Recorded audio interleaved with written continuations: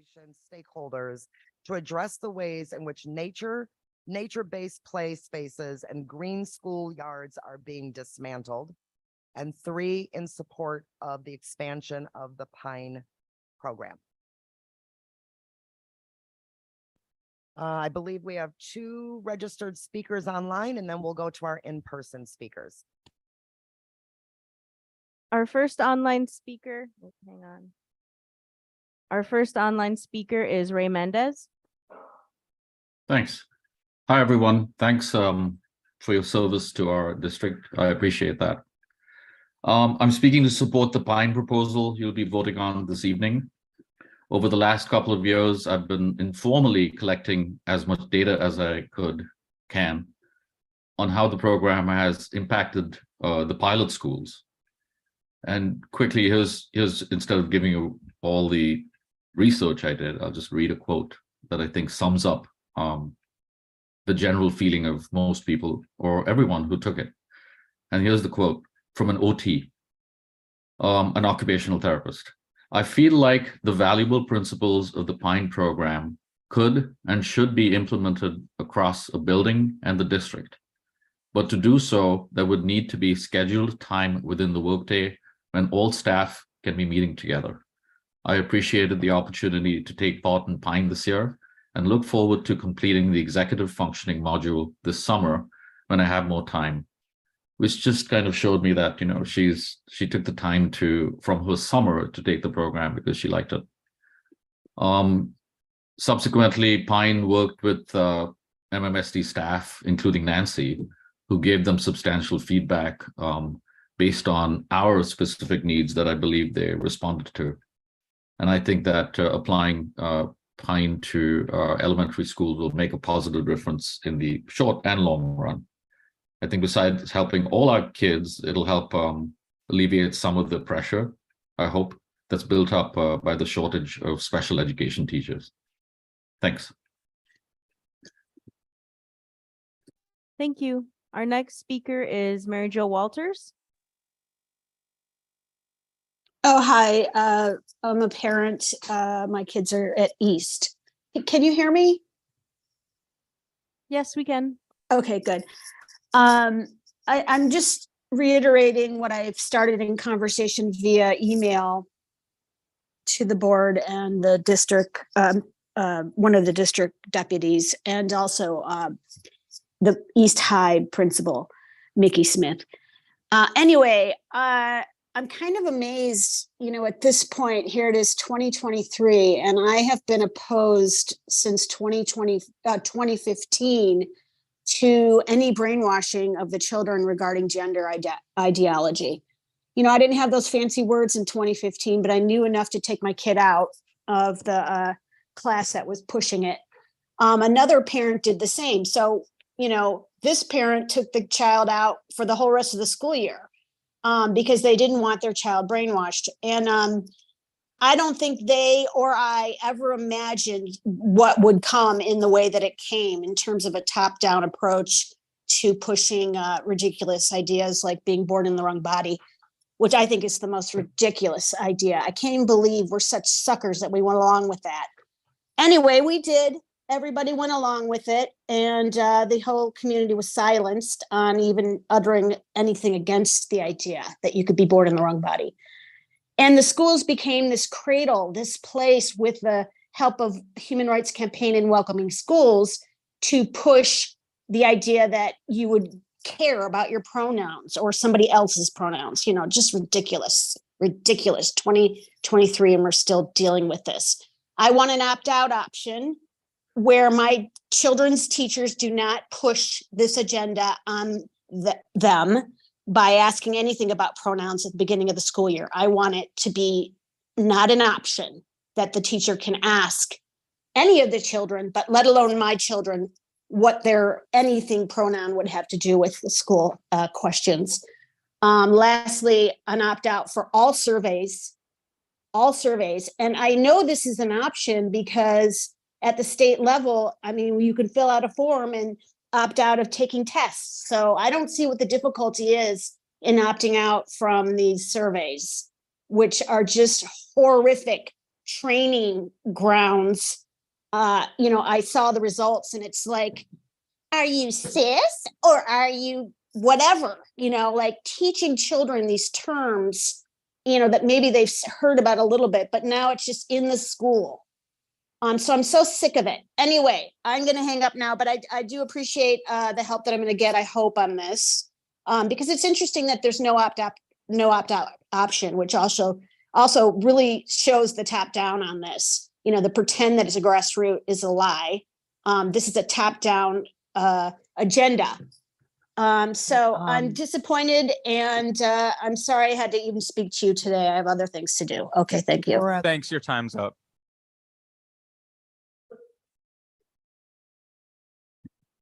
Okay, we will now move to our in-person speakers. Our first speaker is Martha Saravo, and then on deck will be Kate Salamet. And if I mispronounce your names, please correct when you come up. Sorry about that.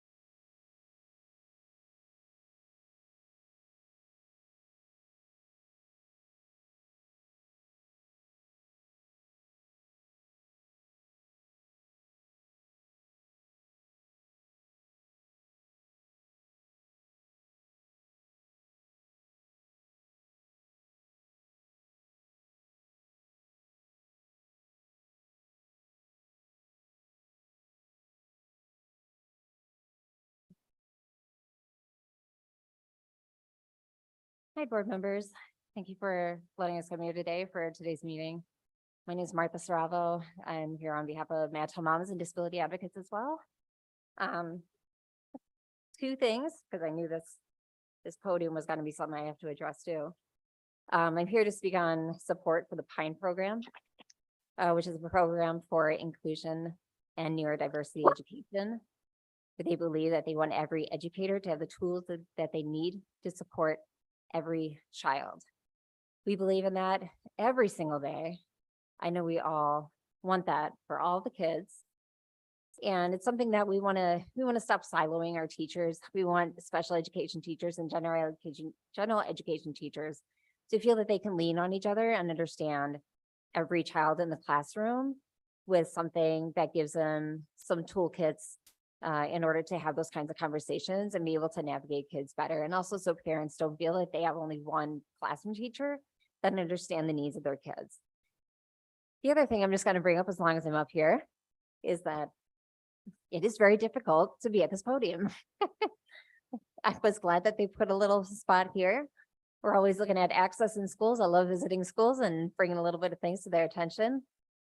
Going straight down on an angle like this makes all the blood rush to my feet.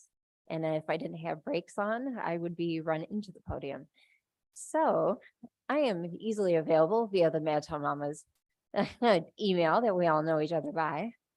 I appreciate the board for talking about PINE today. Nancy has done a lot of work with the data that we now have with the schools that they have. So any questions, or if you guys would like to connect with any of the parents that have seen some of the really good support options that can happen because of this program, Mantle Mamas can be reached out to for any of those. I love the conversation that it reaches when it goes between educators and parents. It brings such positivity into those conversations. And this is one of those reasons where I appreciate come here and to say things like these. So thank you very much. Yes, I am. You could thank you. Mine. Okay. You could say thank Thank you. you. Very good. Okay, let's do it.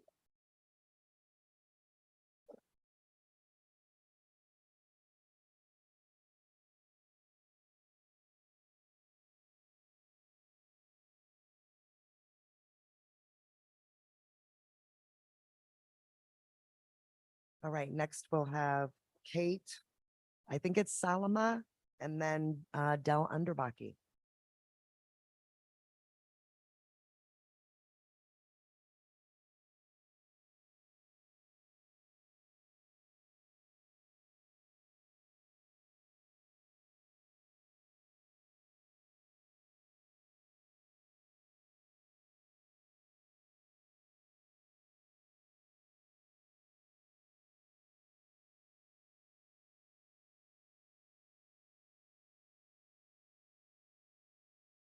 Good evening. My name is Kate Salame, that's how you pronounce it, and I'm a parent to 3 children, 2 of whom attend Anana Elementary and MMSD.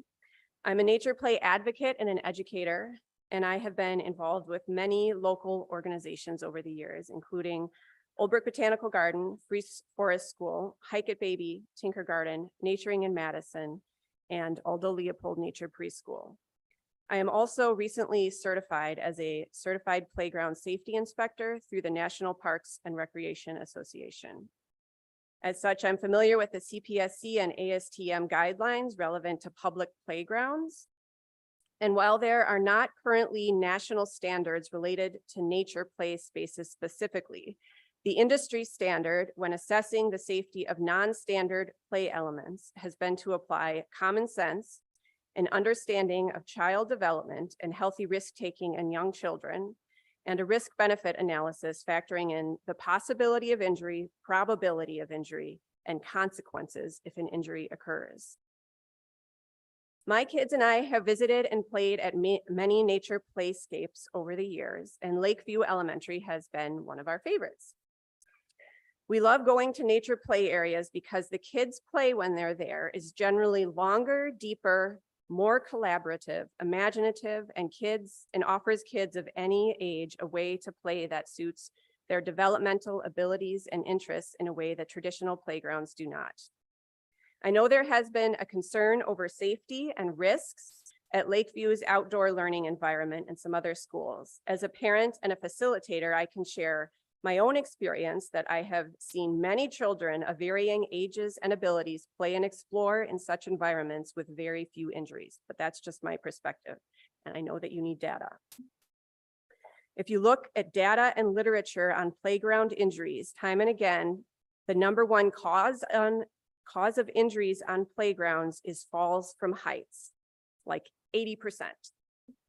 And very often the extent of the injuries is due to either children using the playground equipment in ways that it was not intended to be used because the kids are trying to create a bigger challenge for themselves, such as standing on top of an enclosed slide or crawling along the top of monkey bars.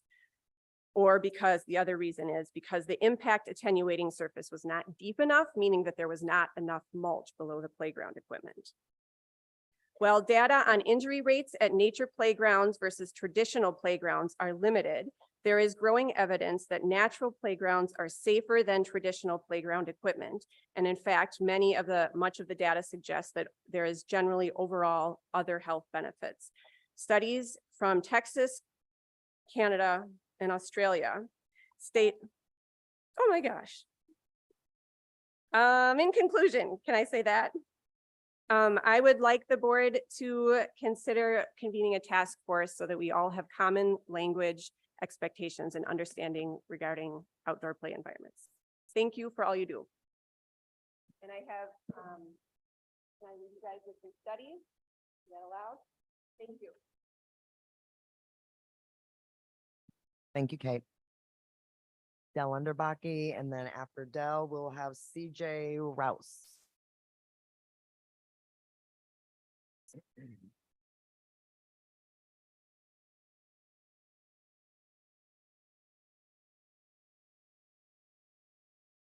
A disproportionate number of students of color and students without intellectual disabilities are leaving their elementary learning experience without proficient levels of reading. Children living with low literacy are more likely to get bad grades, have more school absences, and display behavioral issues. Poor literacy creates feelings of incompetence, low self-esteem, and in isolation. Disruptive and uncooperative behaviors result in consequences reflected in levels 1 through 4 of our behavior education framework. In 2022, only 68% of our white fourth grade students achieved proficient levels of reading. Less than 15% of fourth grade Hispanic and students with disabilities were reading at the proficient level. Only 9% of our Black fourth graders were promoted to fifth grade without reading proficiency. Tonight, as you listen to the recommended updates to the elementary behavior education plan, I ask that you consider connecting the dots between poor literacy and interfering behaviors. Research clearly identifies low reading skills and illiteracy as not only possible, but probable root causes for disruptive and uncooperative behaviors. A part of the BEP proposal includes district-wide options for fifth grade students being promoted to sixth grade. What kinds of supports are in place for students who are exiting elementary school with basic and below basic reading skills? How do we expect them to read to learn before they have learned to read? Over the summer, I took some time for my community outreach and spent it reviewing statutes and research. I wanted to learn more about what the words on paper say about accountability for literacy. When I talk with community and legislative leaders, I hear frustration, assumptions, and finger pointing. Businesses, communities, and families point towards the schools. Schools point towards district leadership. District leadership points towards legislative leaders. Legislative leaders point towards their political opponents' policies, but kick the can towards local control. The words on paper shines the local control spotlight on you as the Board of Education. As representatives of local control, you have the responsibility to craft and implement promotion, graduation, and intervention policies to ensure a free and appropriate public education for all students. We state that our behavior education plan is driven by the word education. Literacy drives education. Our behavioral education intervention needs to be grounded in literacy as the essential element in our graduation, promotion, and intervention policies. Thank you.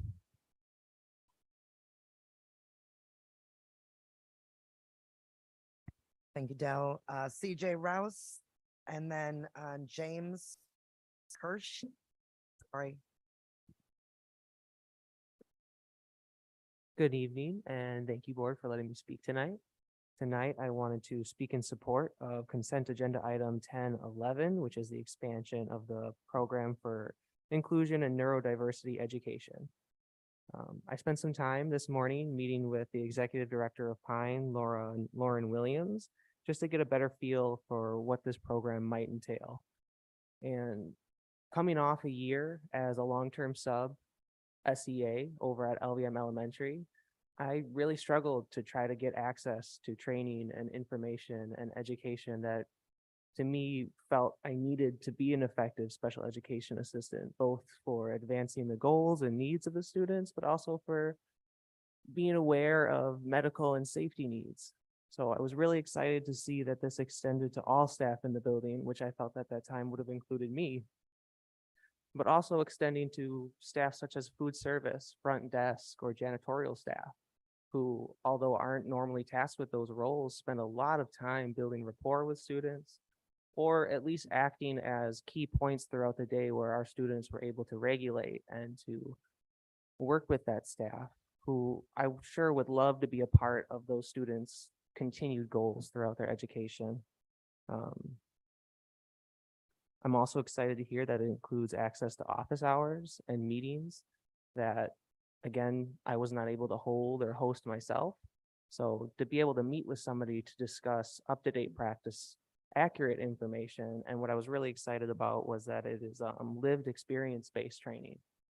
Here we get to hear from the words and the training and the education from those who are directly living this experience that we're trying to uplift, instead of trying to sift through materials, YouTube videos, and any bit of information I could gather online or from a library, and then trying to understand if this is relevant or not. So I would encourage you to support the expansion, as it would include my own school, which now I'm getting to move in as a permanent SEA at LVM, as well as 32 other elementary schools. So thank you for your consideration tonight.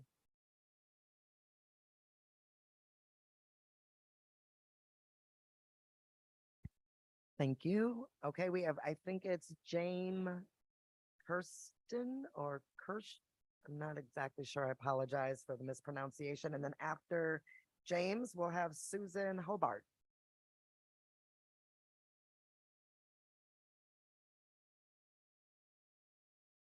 I apologize for my poor handwriting. Hello, my name is James Kirsten. I am the physical education teacher and green team leader at Lakeview Elementary. And I come to speak to you today on our outdoor education program. You've gotten some emails from people about our outdoor education program.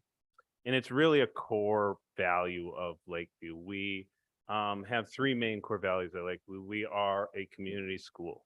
We are a Hmong bilingual school, and we are a school that takes learning outdoors. We make the taking learning outdoors is very integral into Lakeview. We like to really get our kids outside to explore and learn in nature as well as in the classroom. We want to get them outside of the four walls of the classroom into nature to see that there are alternative ways of learning instead of just sitting underneath the fluorescent lights of a classroom.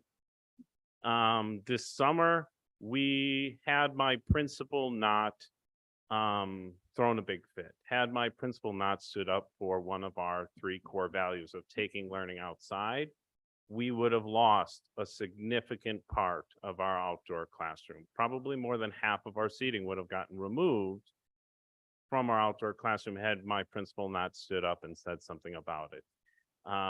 The district has now, since my principal said something and said, no, I don't think this is right. Please step back. Please take some time. The district has come to the table. They have worked with us. They have tried to problem solve. But over the course of this whole thing, we found out that it's happening at other schools, and Lakeview is not the only one. And so are there other schools in the district that things are being removed from, taken away from, and no one's there to say anything about it? It's part of the core values. It's part of the wellness program for the district. It's in your wellness program that we to have access to outdoor education. And I ask that the board come together and put together a task force or ask for a task force so everyone can come together and be on the same page with the same policies, with the same understanding of what's going on, instead of just coming in and removing things without telling anybody, without coming in and doing something, without having common understanding of why something's happening. I still have never been provided with a district policy as to why my whole playground has no more seating. So my students are going to show up on Friday in kindergarten and there's going to be no place for them to have their shoe tied. We will go sit on the steps now to tie their shoes. There's no seating for them right now on our playground.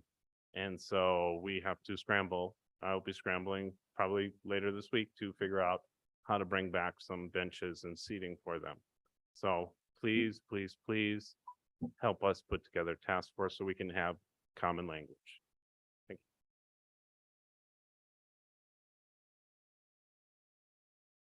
you. Thank you, Susan Hobart, and then I believe it's Ari Macon. Hello, my friends. Hi, I'm Susie Hobart. Was a teacher at Lakeview, retired from Lakeview and this university, retired from MSD. And when I heard what happened, well, first, you've all got my emails, so you know I've been communicating with you.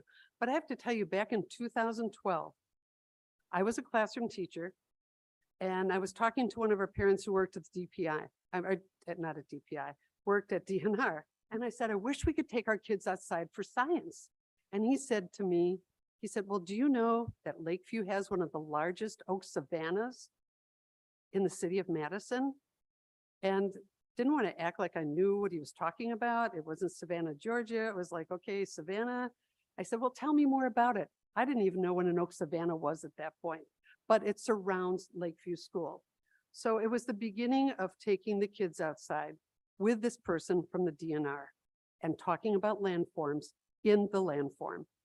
Later that fall, I was at lunch with a group of student senators, and we were planning what our actions were going to be for the school year, when a parent came in all excited and said, MMSD has a new grant. MMSD has a new grant program. and that they would love to apply for it because it's going to help us expand our small school garden. So we did apply for it. The Madison Community Foundation announced a $350,000 grant to MMSD to begin something called the GROW Coalition, Grassroots Outdoors Wonder GROW Coalition. So we did apply, we were accepted, and the coalition organizations were MMSD, the Community Action Coalition, UW, Groundswell, and we went on to work with 15 elementary schools and middle schools in the city of Madison that were part of MMSD to foster garden and outdoor learning, design, installation, professional development. It was all happening. I look back at that time and I think this was eco serendipity. It was starting to happen. There was a national trend to take kids outside, and MMSD was on board, and the local foundation was funding it. Well, since that time, the GROW program did end. MMSD continued staffing for a while, and we continued, people are still out there doing what they're doing, but times have changed. We've gone through 2 superintendents, 3 acting superintendents. A lot of the staff are gone. I look at the faces today on the school board. It's a very different school board than I came to back in 2016 with information about our outdoor classroom. So I think that this recent miscommunication is a wake-up call. It's a wake-up call to see what the district had previously done. How do we bring that back? How do we bring the district into this process? And I think a couple other people have already said a task force made up of the stakeholders would be a great way to go. And it's my hope as a former teacher for MMSD, a former MMSD parent, and now a grandparent of MSD students that we can do that. Thank you.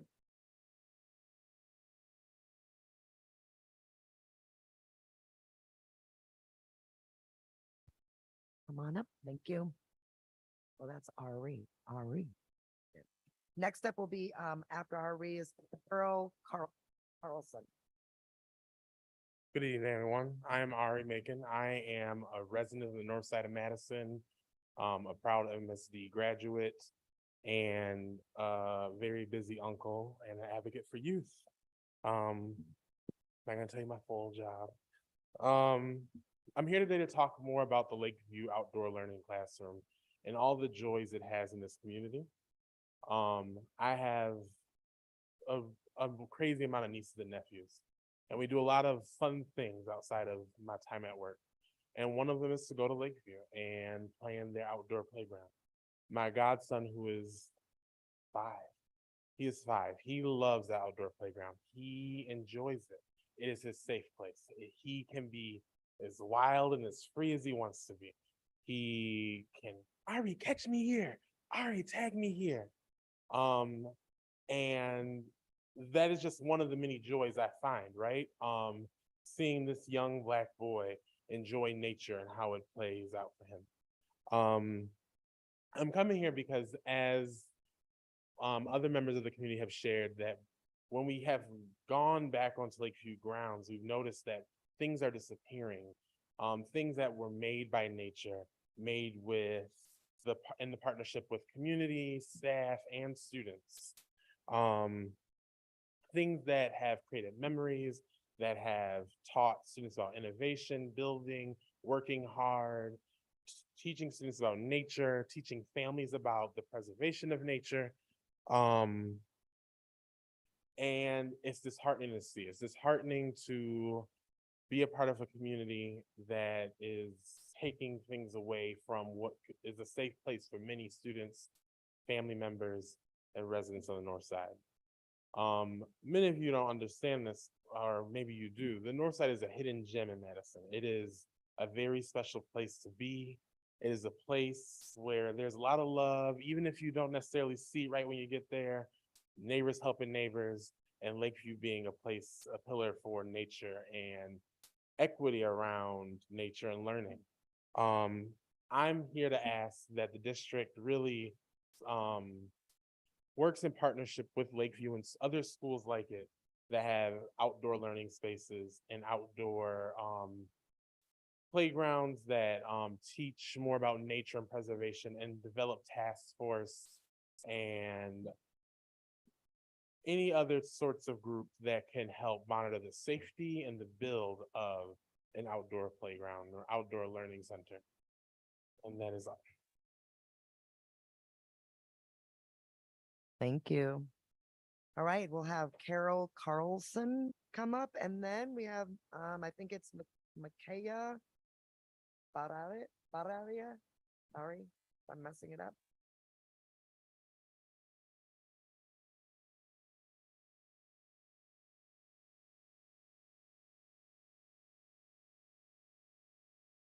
Good evening. My name is Carol Carlson, and I am the co-founder and executive director of Music Con Brio.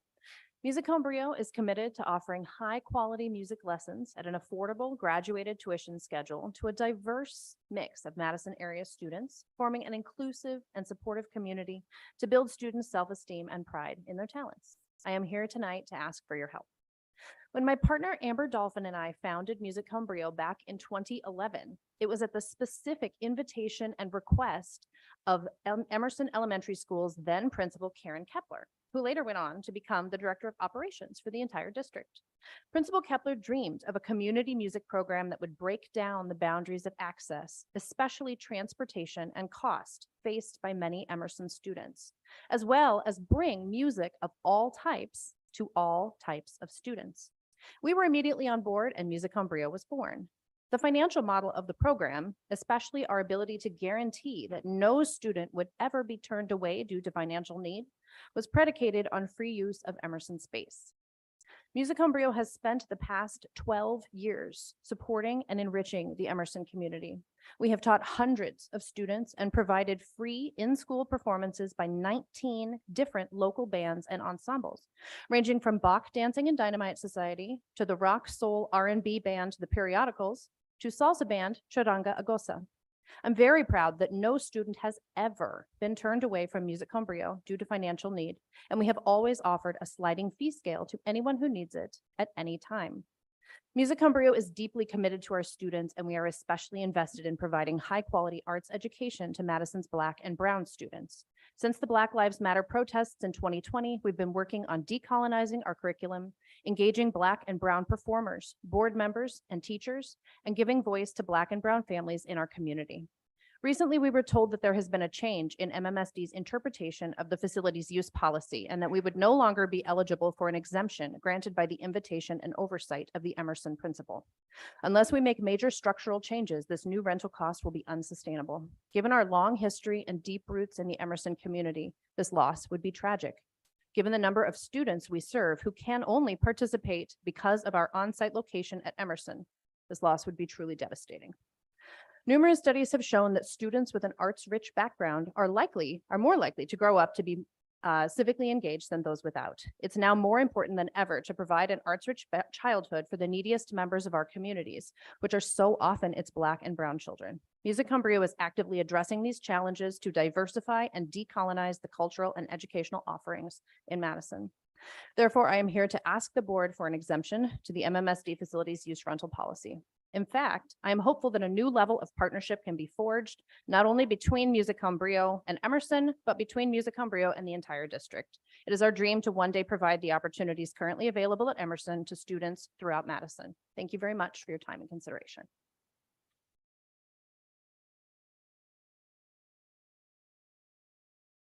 Hello, my name is Mireya Barrera, and I am a newly graduate from La Follette High School.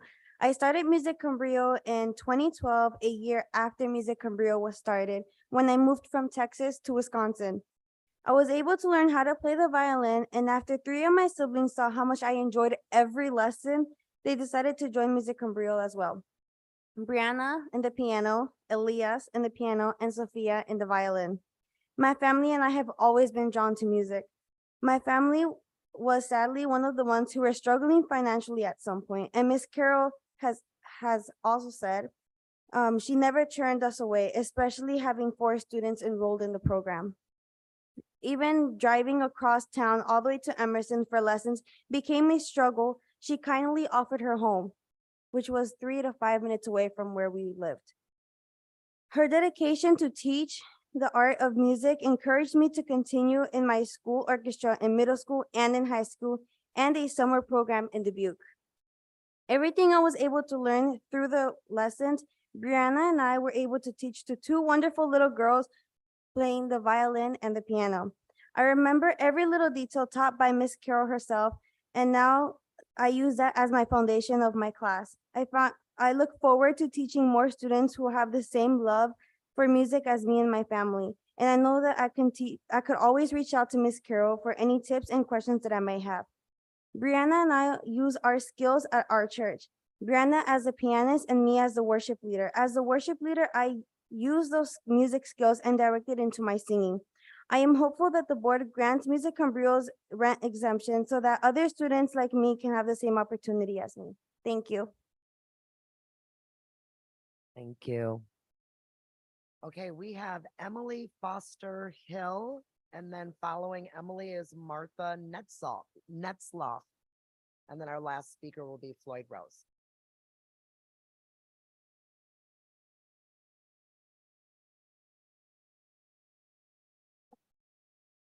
Good evening. Thank you so much for your time. My name is Emily Foster Hill. I'm an MMSD alum. I attended Thoreau, Glenn Stevens, Gillespie, and Bell Phillips. And my time at Thoreau definitely in the outdoor environment impacted my lifelong love of nature. Before I became an early childhood special education teacher with MMSD, I also was wearing a hat as an environmental educator, and I worked as a field educator at Crestwood Elementary School. Today, you'll have a packet in front of each of you with 26 letters that were put together by Crestwood scholars, current scholars, recent graduates in middle school, high school, college, young adults, current parents, past parents, and experts in the field of outdoor education. And I'm going to call attention to a few of these today, but before I do, I just want to point out that these were all put together by the community and for the community. And none of them are from teachers. None of them are from the leadership there.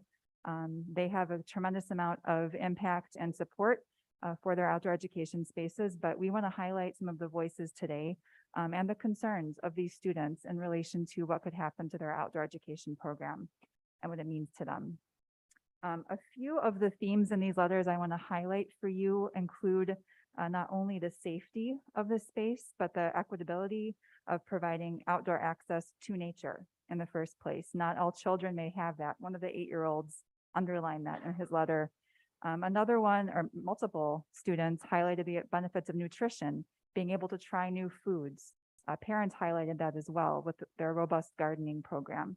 And a lot of them highlighted a lifelong love, not only of learning, but how it's impacted their work. They've gone into college, into programs involving environmental engineering, the care for the planet, the care for their community. I mean, they're heart-wrenching. I'm just going to be honest with you. I was crying reading through these, thinking these children think that they are losing this space they love.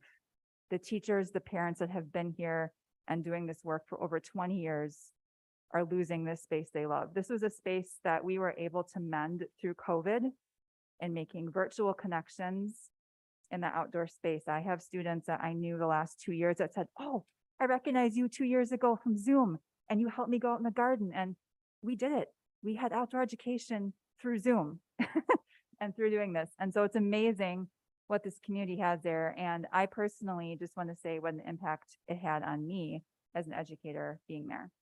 I want to quickly highlight a couple of things. One is, it already has been mentioned that MMSD's new wellness policy includes outdoor education. The Wisconsin DPI also has a Taking Education Outdoors toolkit, which was put together a few years ago and includes a lot of safety standards that could be utilized by the task force.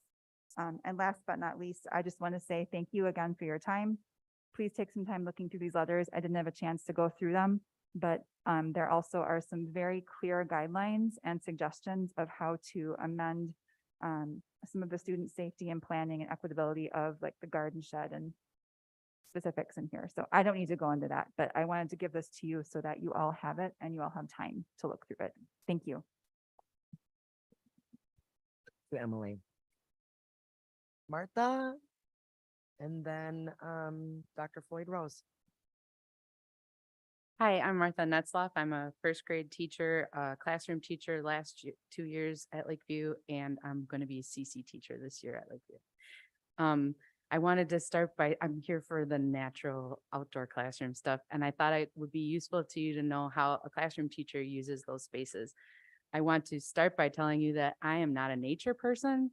I was born in Racine, Wisconsin, and I'm very urban, like city. Nature's not my thing. But when I became a teacher at Lakeview and I saw all of the different spaces and the different ways it could be used, here are some of the ways that I use it.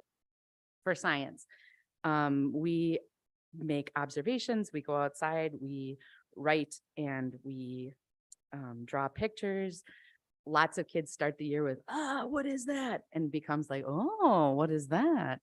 Our science curriculum actually has some outdoor tie-ins with like the sky and different times of the year.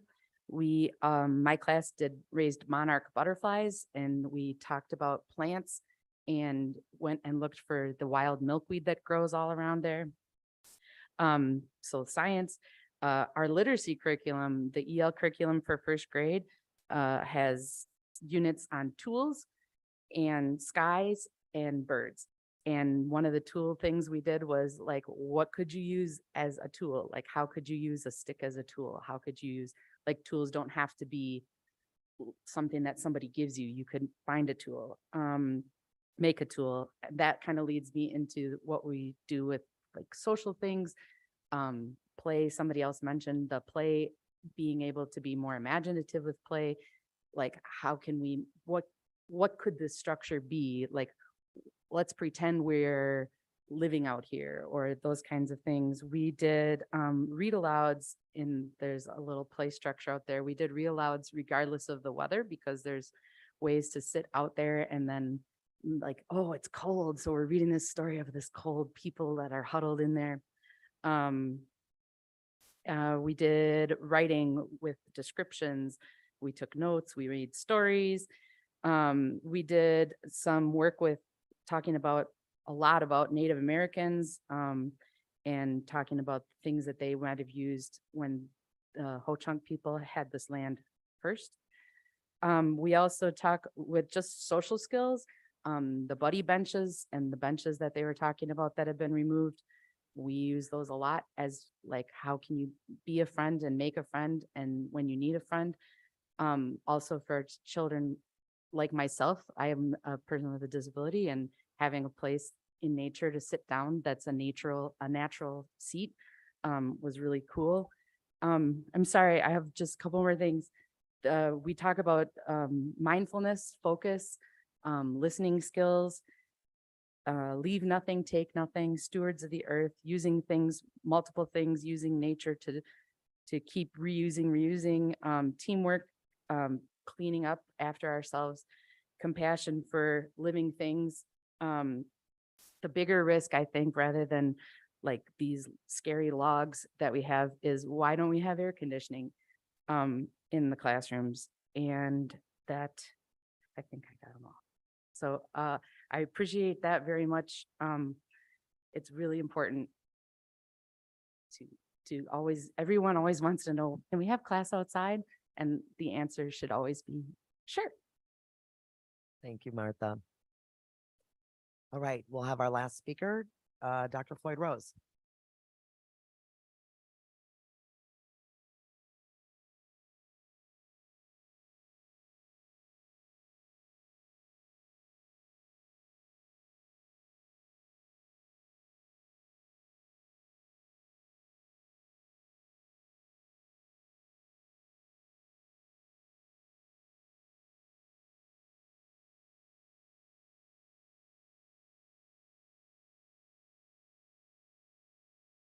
If I say good evening, will the clock start? Then I won't say good evening, so forget about the clock starting there. It's a blessing and an honor to be here. I sent an email to every one of you asking if you would recognize this amazing group of youth. And my purpose was not about our organization, it was about your organization. For the many, many years, you talk very much, you preach, you work hard towards excellence. I thought it might be rewarding to you to see excellence. This is a group of young people of the Madison Metropolitan School District who have done some things that I don't think anybody has done. They are national champions in a stock market exercise, the Junior Investment Program sponsored by one of our partners, Wells Fargo. This team, and there's a couple more that were involved in activity where they competed for 10 weeks against teams from around the United States. And being an egotist as I am, I'm very pleased and I got great joy of how we beat Houston, we beat New York, we beat Detroit, we beat Chicago, we beat everybody. There was nobody standing, and we led the nation for 5 solid weeks. Then the top 5 teams got invited to Las Vegas. Board member Mudro knows something about that because when she was at East High School, she represented the 100 Black men in Las Vegas for the African American History Academic Challenge. And the next year after she graduated, her sister got involved in the activity. And there is legacy here, and I'm trying to send everybody a message on the board. But let me allow, even though we may go over, and I apologize somewhat to everybody who we do, I'd like you to hear from each one of them. Please give a brief comment about your experience. Hi, my name's Pierre Nichols. My Las Vegas experience was amazing. I got to compete against a bunch of scholars, and we gracefully came out with the win. And that's it. My name is Robin Myers. I graduated this year, and I just want to thank you guys, and I want to thank the 100 Black Men for the experience. It was amazing, and I truly learned a lot. Hello, my name is Jesse Lenia. I am a senior at La Follette High School, and I would like to say thank you to the 100 Black Men of Madison. It was a huge opportunity participating in the 100 Black Men. I really enjoyed working with my peers, and it was just a nice experience. Thank you. Hello, my name is Sadiq Balamasi, and I'm a rising senior at the Phillips Memorial High School. And I just want to thank the 100 Black Men for this experience. It was such a great experience. I had so much fun being able to learn more about financial literacy. Stuff like this are not really taught in our schools. So being able to be the 100 Black Men of Madison providing this opportunity and being able to play the stock market game and compete against other teams was such a blessing. Thank you. This young man has started his own account. He's trading for himself. This is what we want him to do. The other students say that they want to start their own account. So they are learning early about financial literacy, but once they get to be our age, well, not my age, they will be financially secure. Okay?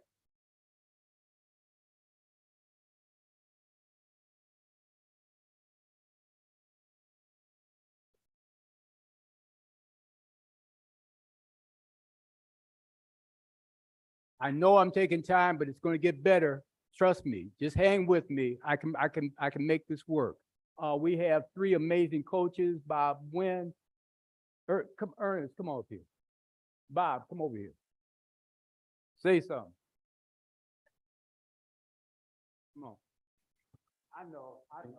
Dr. Rose, I just wanted you to know, sorry to interrupt. As soon as we get through public comment, we're going to approve the minutes from the last meeting, and then we're actually going to do some recognition of the students. So I don't know if you knew that, but I wanted you to know that we are planning to actually recognize you under the board president's announcements. No, I thought you knew. No, Dusty, you were being assertive. You were like, I made the assumption that we were going to gangster our way in here no matter what. So no. Nobody said anything. Listen, you made a request. We knew how important it was to acknowledge the students. And so we have a little write-up and look here, I'm gonna drop the mic and walk off the stage. Y'all go. well, if you wanted to acknowledge your coaches really quickly, that's great. And then we'll get on so that we can get you all up on stage for a photo. Hey, thanks for having us, and I'm looking forward to this recognition. It's not about us, it's all about the young people here. They're an amazing bunch of kids. And I do hope next year we can get some more from your school. Thank you very much for this accommodation. I'm Bob Wynn. I work with 100 Black Men and also have a nonprofit that's specifically dedicated to investment education. It's CLIMB, stands for Communities Learning to Invest and Mobilize for Business. We are based in Wisconsin in Madison, and the website is climbusa.org. We really want to normalize investing so that Sadiq is not the exception, that he is actually the rule and the normal process of growing up. We are learning about the capital markets where wealth is created. Thank you. Thank you very much. I have worked with these students since they were 8th grade. I want you to know it's important that you have these individuals like the 100 Black Men and other people being chaperones and being other kinds of things for these kids at an early age. They have known me. So this is why working as a sponsor or as an advisor for this 100 Men stock market game, we were able to do that. They listen once you get them very early. Thank you.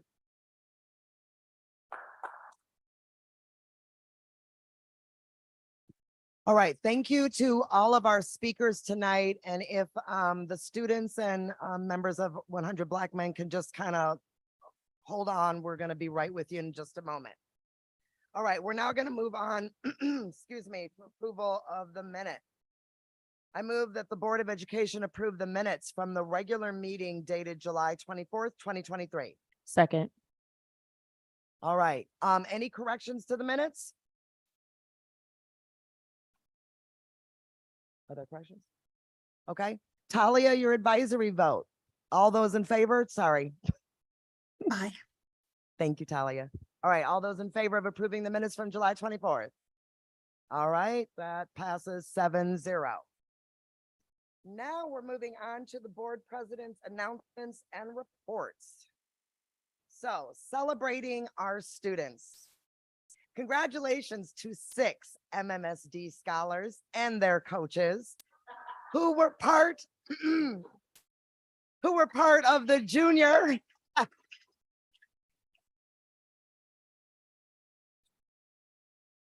y'all can come on down like it's the Price is Right, okay?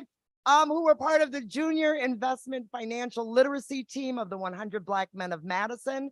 This outstanding team was named national champions of the Wells Fargo Junior Investment Program during the 2023 National Convention of the 100 Black Men of America in Las Vegas, Nevada.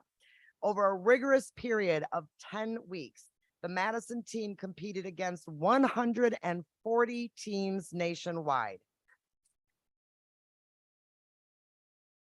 Our Madison team qualified as one of 5 who were able to compete in head-to-head competition at the National Convention in June.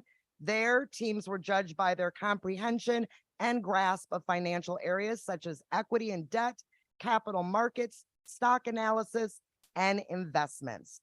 I'm going to acknowledge each student. Please come on up. We are also going to have you all come up on stage for a photo. So we have Sadiq Badamasi, Robin Myers, Messiah Tompkins, Kareem Buchanan, Pierre Nichols, and Jesse Lenya. Congratulations.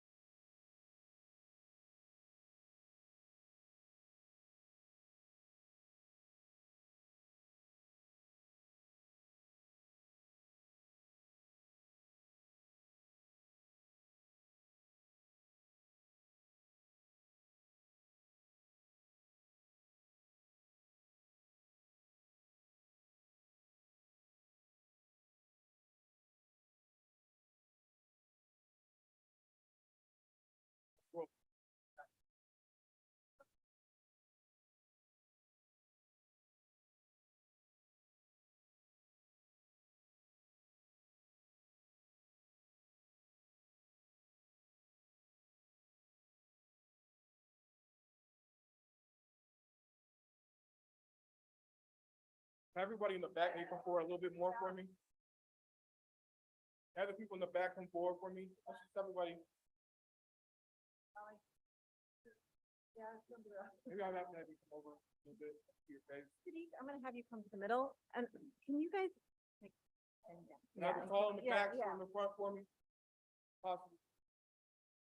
Yeah, I love it. Steve, you gotta go in the back. There you go, right there. Perfect.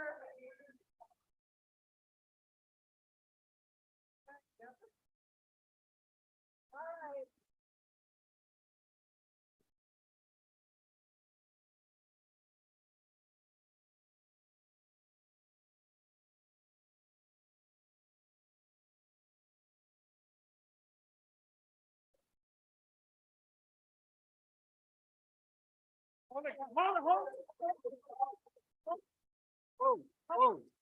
Whoa.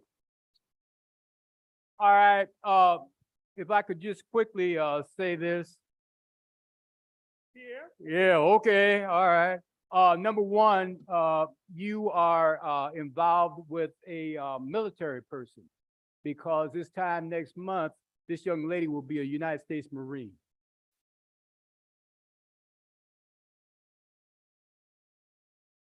Now, for all of you board members, I want you to be close to all of the students because they may need you to help them when I say this. By the grace of God, our strategic partner, Wells Fargo, on the, I should ask, what are the, what's the requirement for absentee when you know you're gonna be absent? Who do you take that to? When you know you're not gonna be in school? School office, well, if you would let the school office know, because again, by the grace of God and Wells Fargo, those 4 young people, actually 5 that you see, and one will not be able to make it, are going to be flown to New York, all expenses paid, hotel, and 24th, 25th, and 26th of October, and they will attend the New York stock market.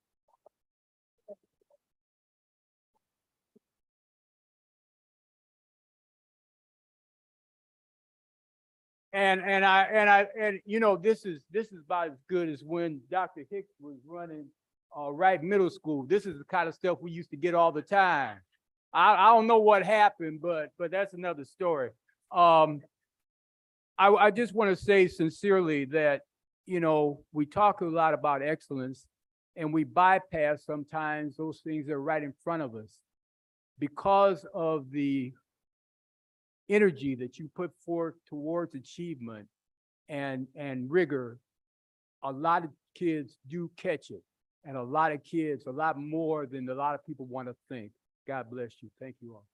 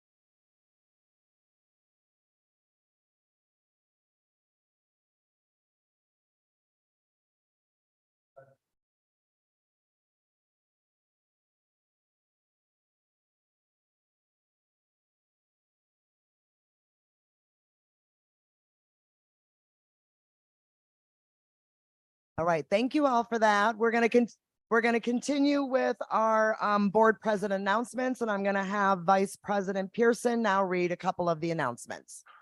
Thank you. Celebrating our schools, the Wisconsin Department of Public Instruction recognized Madison West and Val Phillips Memorial High School with the Advanced Placement Pace Setter Award for their high participation and achievement on advanced placement AP exams. Both schools ranked in the Level 2 award section with 20% of students taking the AP exam and 65% of those students earning a score of 3 or above.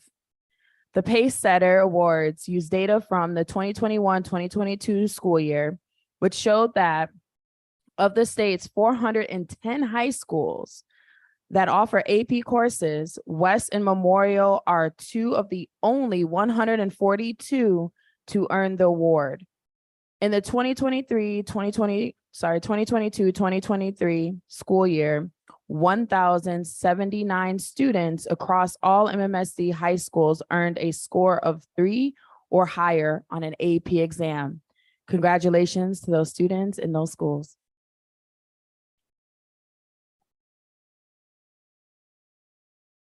You weren't lying about the celebrations of today. Celebrating our staff. The MMSD Board of Education would like to welcome new and returning staff to the 2023-2024 school year. We appreciate your dedication and love for public education. Thank you for helping to create a community where everyone is welcome, belongs, and thrives. Thank you.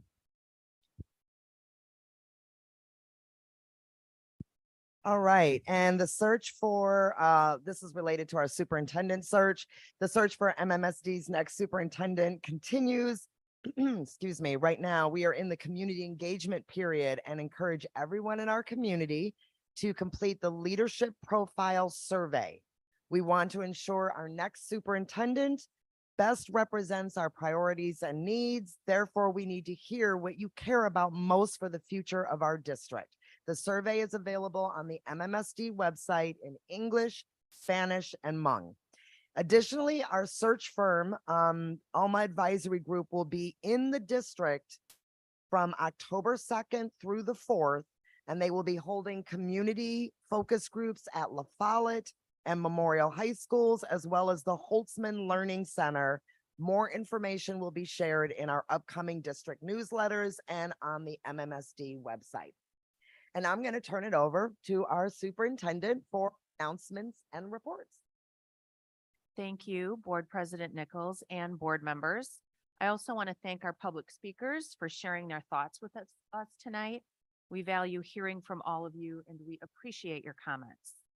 So I'd like to begin my remarks tonight by sharing a brief video that highlights what is at the center of everything that we're doing this school year.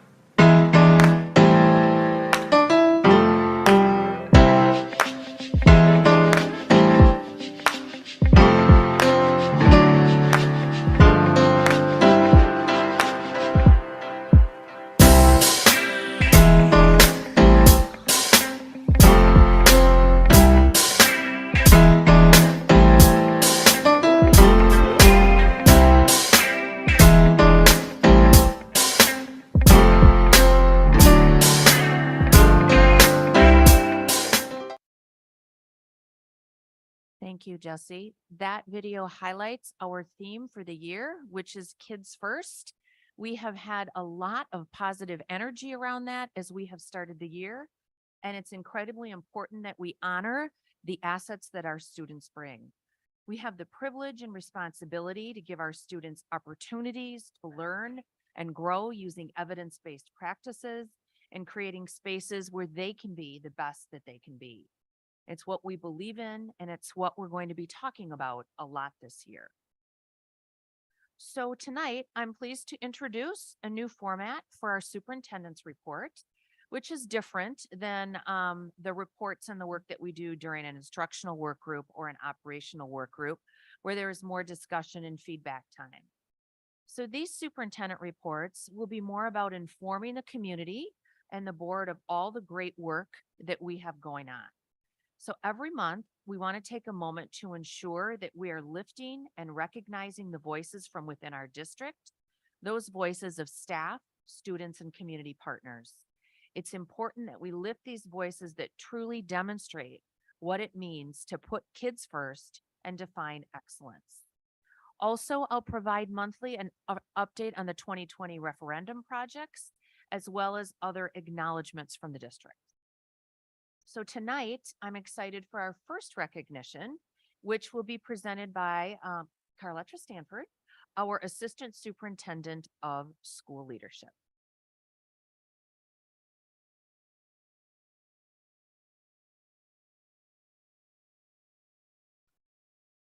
Good evening, Board President Nichols and board members. It is my pleasure tonight to present the first 23-24 Kids First Superintendent Recognition of Excellence Certificate to Mr. Ari Davis.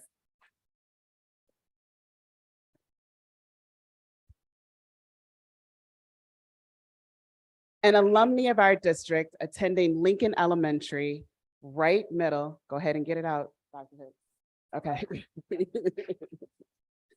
And graduating from Madison West High School, Ari Davis is no stranger to MMSD.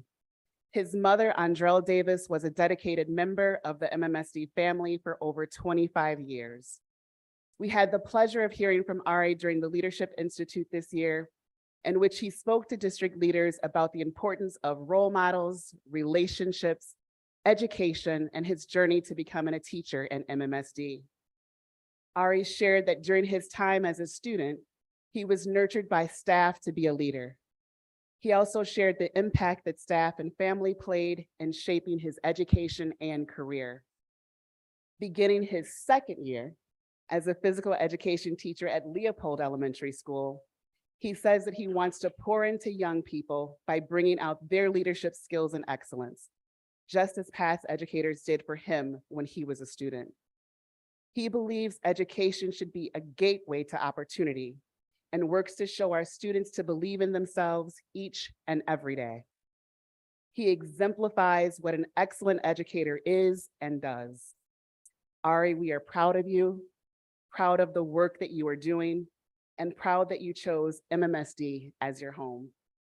Please give a round of applause as we ask Ari, and he's already up here, to come forward to receive the Kids First Superintendent Recognition of Excellence Certificate.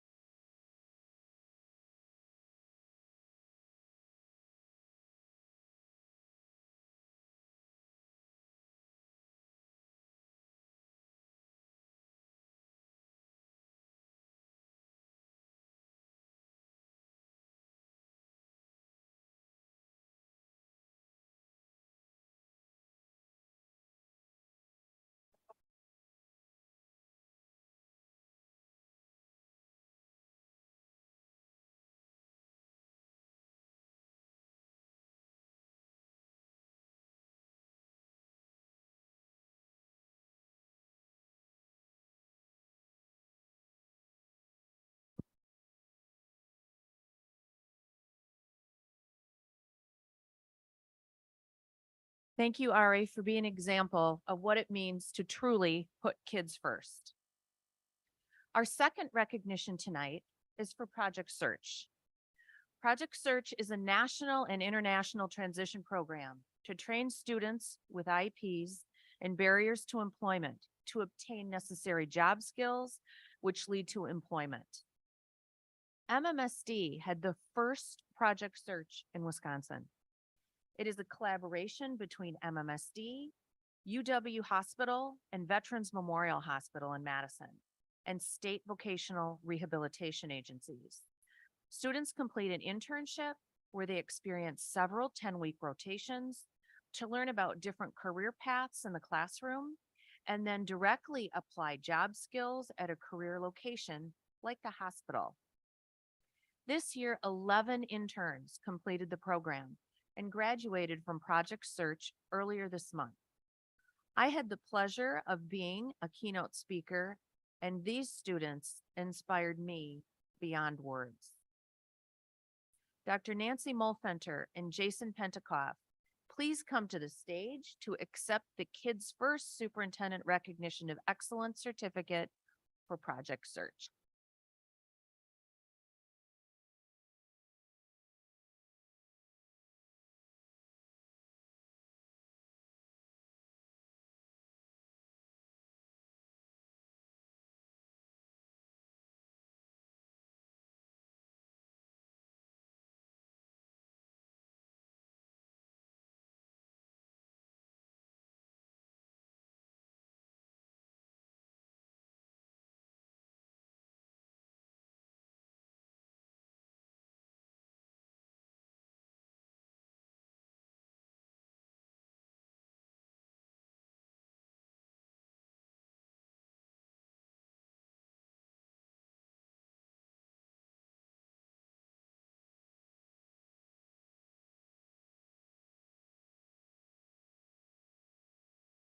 All right.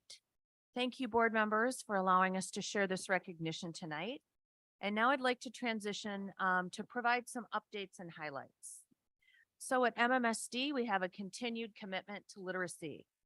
Literacy skills are the foundation for learning in all subjects. And in December of 2020, I had the privilege of serving as the co-chair of our Early Literacy and Beyond Task Force with the University of Wisconsin-Madison.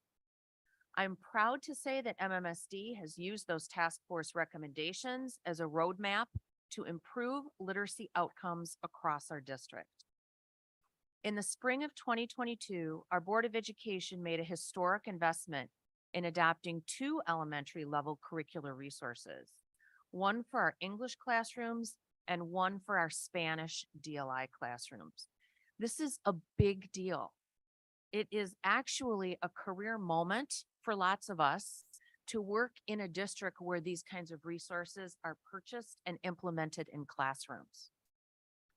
Meanwhile, we continue literacy professional development around the science of reading, and I believe that we are light years ahead of other districts across the nation when it comes to our work in the area of literacy and research-based best practices. Thanks to the board's approval, we are also investing in new middle school literacy and biliteracy materials with the adoption of new curricular resources as well. Acquiring literacy skills during this crucial middle school stage of development is fundamental for our academic success and personal growth of students. In middle school, students continue to read richer and more complex texts as they prepare for the academic challenges of high school. By focusing on literacy instruction in middle school and really at any age, educators can ensure that students have the tools that they need to access and analyze information, to think critically, and to express themselves effectively. We're really excited this year to continue this literacy work at our middle school level. Next slide. Thank you. A little bit about 4K expansion. This is also part of our early literacy and beyond work. As our community's approval of the 2020 referendum, we expanded our full day 4K program for the 2023-24 school year. At Reach Dane Head Starts, Emerson, and Henderson Elementary Schools, we have moved from half day to full day programming. And we added another full day section at Kennedy Elementary School. Our full day 4K provides access to high quality early learning experiences for families with students from marginalized backgrounds, including students with low socioeconomic status. This program is critical for our homeless or transition education families and students of color. 64% of our population of full day 4K programming are students of color. We want to provide our students and families with every opportunity to thrive. And we know brain research tells us that early intervention is important because this is the time to build those connections in the brain. And this is the time to get after that gap, not chase it, but to get after it early. And our own MEP research, Madison Education Partnership with UW-Madison, has lots of data to support implementation of 4K programming and full day 4K programming. We now offer 35 full-day 4K sections across the district, thanks to your approval and thanks to our voters in the 2020 referendum. 4 of those sections are bilingual, and 6 of them are in our community early learning centers. To invest in staff around 4K programming, our Summer Institute was held for all educators who work with children birth to age 5. So just a focus on that early stage of life. This conference is free of charge and brought in the Madison early learning community for 2 days of professional learning around literacy, the importance of play and culturally relevant practices, and a Roots and Wings grant funded this conference. So the next shout out tonight is to the Madison Reading Project. We want to thank them for their efforts to uplift literacy throughout our community. Lots of our educators were able to pick up new books. This was actually a focus of one of the news, a television news story this week. And teachers got to add to their own classroom libraries, thanks to the Books for Educators program. In addition, many of our students get new books thanks to their mobile book giving service, which makes stops at our schools throughout the district. So thank you, Madison Reading Project, for supporting our kids and our community. The next shout out for us is our DPI Advanced Learning Grant. We are grateful to the organizations that choose Madison to invest in, and we want to thank the Wisconsin Department of Public Instruction, particularly the Gifted and Talented Division, for awarding MMSD with a $65,000 grant to support advanced learning, specifically through services through the Hmong Dance Language, Culture, and Traditions work at Lakeview Elementary School during the year. So we just want to shout out to DPI for this focused work through our advanced learning department. Finally, again, I'd like to welcome officially our students, our teachers, our staff, and our families to a new school year. There is nothing more exciting than this time of year. We have missed everyone over the summer, and all of us are looking forward to a great year of learning. So that concludes my report. Board President Nichols, I will turn it over to you. Thank you for the time. Superintendent Quivstad, thank you so much. There's just been a lot of joy as we have started the school year, and this board meeting kind of bringing some of that joy in. Really appreciate you bringing in the kind of the focus on how our budget has translated to like real impact in the classroom with our curriculum adoption and thinking about our 4K expansion, and just all the good things that are going to happen for students and scholars in our district. So thank you so much for helping us to start the school year on such a positive note. All right, I'm going to move us through our agenda. Next, we have a report on the items that proceeded through the instruction work group, and I'm going to turn that over to Member Muldrow. Thank you, Board President Nichols. We had a robust conversation about the behavior education plan, and we'll be voting on shifts to the behavior education plan this evening. We also talked about the scope and sequence of our work group over the course of the next year. Huge shout out to Cindy Green and TJ McCrae for bringing together our agenda really, really thoughtfully. Moving forward, we will not be having our instruction work group next week because of the holiday. So it will either be on September 11th or September 18th, but it'll be a slight adjustment to our normal cadence. Thank you, Board Member Muldrow. We next have a report on items that proceeded through the operations work group held on August 14th, and I'll pass it over to Board Member Castro. Thank you so much.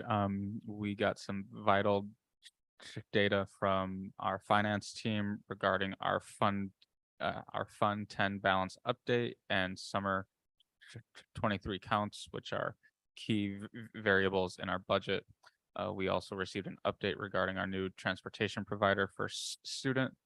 Had a robust conversation regarding the district's commitment to sustainability and actions we can take to realize our goal.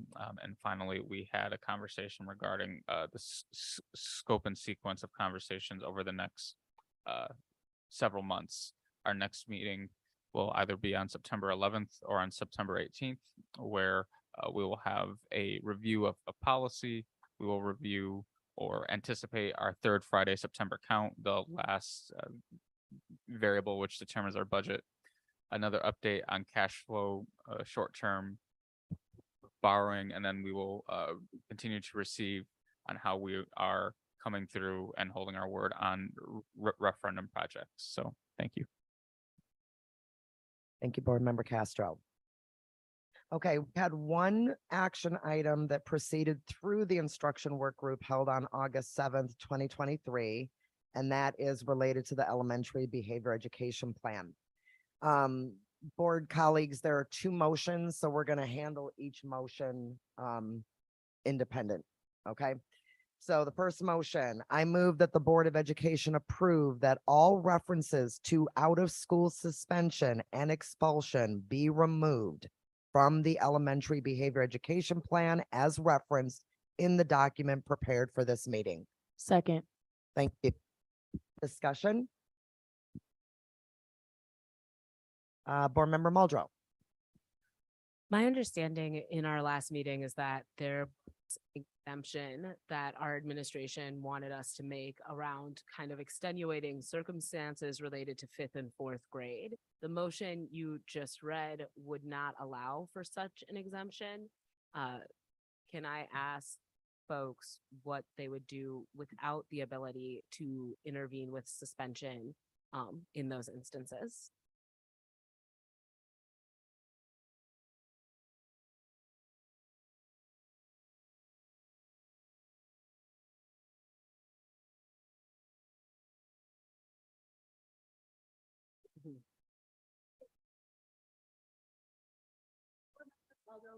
You say that one more time. I just want to make sure I heard you correctly on my. So the first motion that was read would eliminate the option for suspension, which is consistent with the moratorium on suspension at the elementary school level. My understanding from the presentation you gave us during the work group was that you wanted a specific exemption for extreme behavior at the 5th and 4th grade level. Were we to pass the motion that Board President Nichols just spoke to, that exemption is not included? Correct. Okay. Go ahead. Lily, why don't you take it? It's a third motion. Yes, thank you, Board Member Muldrow. So I think the first motion that's before you is memorializing the moratorium. The second motion that will be before you is referencing that exception to the moratorium that you just spoke of. Does that? Yes, so were I to vote in favor of this motion and not vote in favor of the next motion, and I do think it's complicated to have these two motions together because one undermines the other. What would you do in the instances of extreme behavior, or what did you do last year in the instances of extreme behavior without the ability to utilize suspension? Okay, thank you. Yes. So if the board were to approve the first motion but not the second, then there would not be an option for out-of-school suspension or expulsion at the elementary level under any circumstances. The exception that I think we spoke about at the work group is possession of an actual firearm because that is dictated by state law. But taking that aside, then schools would be doing the same thing that they have been since the moratorium was put in place, which is troubleshooting with student services staff to support the student for whatever the need is that is identified. Yes. Is there any data that you have that would verify that suspension was a more effective tool when it was available than the tools used last year when suspension was not available? So there, as I think we spoke about in the last several months surrounding the conversations at elementary for suspensions and expulsions, we know that the data does not support that suspensions themselves change student behavior in the future. I think what we brought before the board a few weeks ago was our best thinking surrounding ways in which to support the student if there is a large need, an extraordinary need that's being expressed by their behavior, to allow for a multi-step process to make sure that this is an exceptional situation and that the need that the student is expressing or may be expressing that planning period is necessary in order to plan for that student success moving forward. So. I guess I'll just state that I am planning to vote for the first motion and not the second motion, in part because when we talked about this last month, it was highlighted that the group of students, the very small group of students that would be eligible for suspension per this exemption would be majority young people of color and would be majority young people with disabilities. And for that reason, I think that suspension is not the appropriate intervention. I do hope that we are exploring best practice and most effective interventions. My understanding isn't that suspension doesn't impact student behavior. My understanding is that suspension negatively impacts student behavior, that student behavior gets increasingly worse when students no longer see themselves as part of the community. And so for those reasons and others, I will not be voting for the exemption, and I appreciate your explanation of what we have used in terms of behavior intervention in the absence of suspension. Thank you. Board Member Vandermeulen. After 7 years, I figured out how to turn on a microphone. I still have, might be one of these. Anyway, I happen to agree with my colleague Ali. I'm also voting for the first, not for the second, but I have one caution and one warning.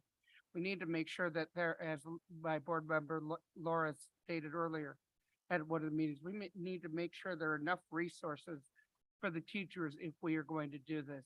Because what's going to happen otherwise is the amount of seclusion and restraint is going to go up, and the amount of the timeout room is going to basically be a de facto segregation and a separation room, and neither of which I want to see.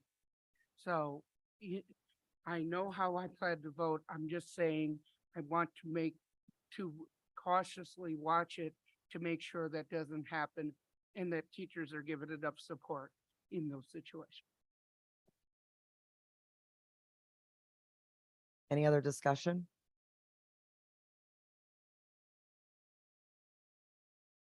All right, all those in favor of approving all references to out-of-school suspension and expulsion being removed from the elementary behavior education plan. All those in favor. Talia, your advisory vote? Aye. Okay. All those in favor? Aye. Aye. All right, that passes 7-0. Let's move to the second motion. I move that the Board of Education approve to allow for any exceptions to the elementary behavior education plan, which would allow for the possibility of out-of-school suspension for 4th and 5th grade students in extenuating circumstances. Second, for the sake of discussion. Okay, it's been seconded. Discussion.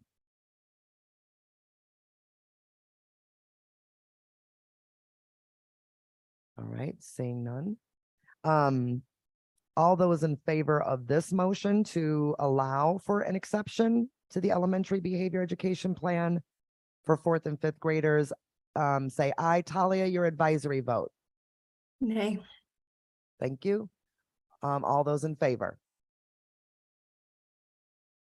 All those opposed? All right, that's 7-0.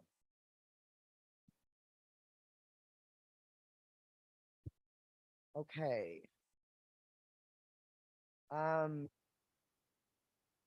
We had no action items that proceeded through the operations work group, so we're going to move on to the main consent. I move that the Board of Education adopt and approve all of the motions set forth in section 10 of the electronic agenda prepared for the August 28th, 2023 regular school board meeting, exactly as said motions are written.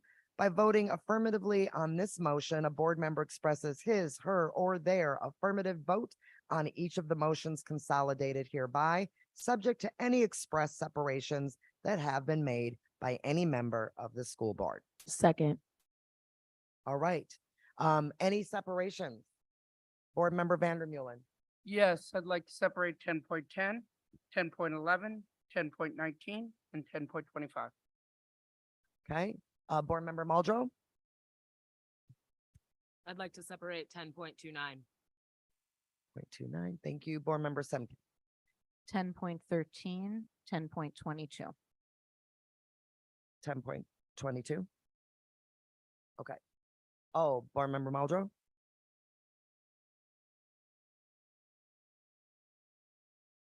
No, we did not. Okay, and 10.31. Okay. All right, then all those in favor of approving the consent memo as read aloud, Talia, your advisory vote? Aye. All right, all those in favor? Aye. Aye. Okay, that passes 7-0. All right, let's go to our separations. First one is 10.10. Correct, just let me get to my notes, sorry. Okay, I'm gonna read the motion first. All right, I move that the Board of Education approve an expenditure in the amount of $50,675 for the purchase of Campus Workflow Suite from Infinite Campus, using funding from the 2023-24 District Technical Services Division budget. Second. All right, discussion? Yes, I pulled it because as someone who's lost approximately 45 IDs in a year and lost 37 keys in a semester, I'm not sure how effective a system that requires someone to carry their ID is going to work when we're dealing with teenagers. When I, as a college student, couldn't even keep track of it. Kids' brains are still developing. It takes them longer to remember things. And I don't want to discourage children from coming to school because, oh, I forgot my ID, so therefore I won't be marked off on the thing. I don't want that. My second problem with this is we have a welcoming system. We have a welcome center and we have our classroom teachers. I don't think we need to have a $50,000 system to make sure that our students are in the building. We need to make sure they're in a welcoming environment that makes them want to go to class, not just to walk in the building and walk out again. And so for those reasons, I'm voting against. Okay, so you stated your point of view, but no questions for the staff to, okay, got it. Board Member Simkin. So I actually do have a comment and then a question on this. Okay. Since my son just graduated from high school and he was often marked absent when he was actually in class. And I don't know if people couldn't see him or what was going on. But to me, this seemed like maybe this would have been a solution to that. I guess I am curious if we could have somebody come up and just talk about if there would be any sort of punishment or any sort of recourse if students aren't bringing their ID. Would there be any sort of negative consequence to that, is the term I want to use there. Our Assistant Superintendent for Teaching and Learning, Cindy Green, will question Board Member Simkin. Thank you very much. Good evening. I think this will address your question and it might also address Board Member Vandemeulen's comment. Can you hear me okay? Okay. So students are able to manually enter their ID number. They're also able to scan their ID as well or have a scanner do it. So there's multiple ways for students to do it. So there will be no penalty if a student does not have their ID on it. If needed, someone could also look up their ID number for that. What the campus workflow is doing is creating efficiencies for us around attendance taking and who is in the building and who may not be in the building. So currently it will enter directly into our Infinite Campus through our welcome centers. It will also allow for teachers to not have to hand enter attendance for every class period. We're starting this at the high school level first. If you know, teachers usually teach 5 sections. They have to take attendance for every single one of those sections for all of their students. Sometimes they do miss that. This process will do the automatic entry for you. So it's creating efficiencies and it's also creating accuracy of when that student is actually showing up, not just into the school building, but in their classrooms as well. This is something that Infinite Campus has had access to for quite some time. So we're really excited to actually buy this add-on to begin to take full advantage of what they have and to create efficiencies for our staff and accuracy for students. Does that answer your question? So it does. And actually, so based on my experience as a parent, that actually sounds like an improvement so thank you. 100%. Thank you. Board Member Mosner Feltham. Thanks. I was just speaking from my experience as a high school teacher. This sounds incredibly dreamy. I have dreamed of something like this, and was in an MMSD high school, and we adopted something similar for the hallway passing period. And I have, because I am an anxious, worrying person, I have often been like, oh my gosh, if there's an emergency and I didn't take attendance yet. So I think this sounds really, really exciting, and I'm looking forward to voting in favor of it. To hear the things you're dreaming about. Thank you. Thank you. Board Member Castro. Thank you. Yeah. Yeah, it just reminds me of some conversations I had with social workers last year on speaking to Board Member Simkin and Mosner Feltham's and Cindy's comments regarding this, in that, there were a lot of students who slipped through the cracks, and there were some students who were erroneously marked as truant in school because of miscommunication, interpersonal issues. The list goes on, a lot of things. And so it's nice to have something standardized than just, kind of word of mouth or something like that. So I can see this being helpful. Yeah, we will be doing, just to add to what Board Member Castro said, we will be doing kind of a phased implementation because there are scanners that are included with this, but eventually this is something that could be available across all of our schools. So I just wanted to mention that, and thank you. All right, Board Member Vandermeulen, then Board Member Pearson, and then we'll come back to Board Member Muldrow.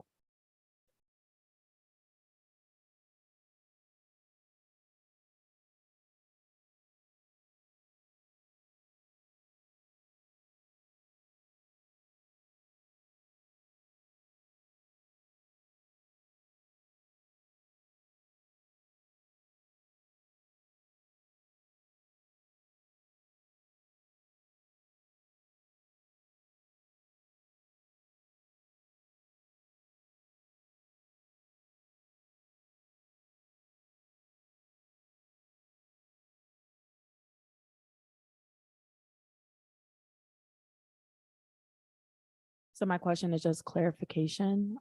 Cindy, you mentioned that you are starting it at the high schools, but our memo says middle and high school.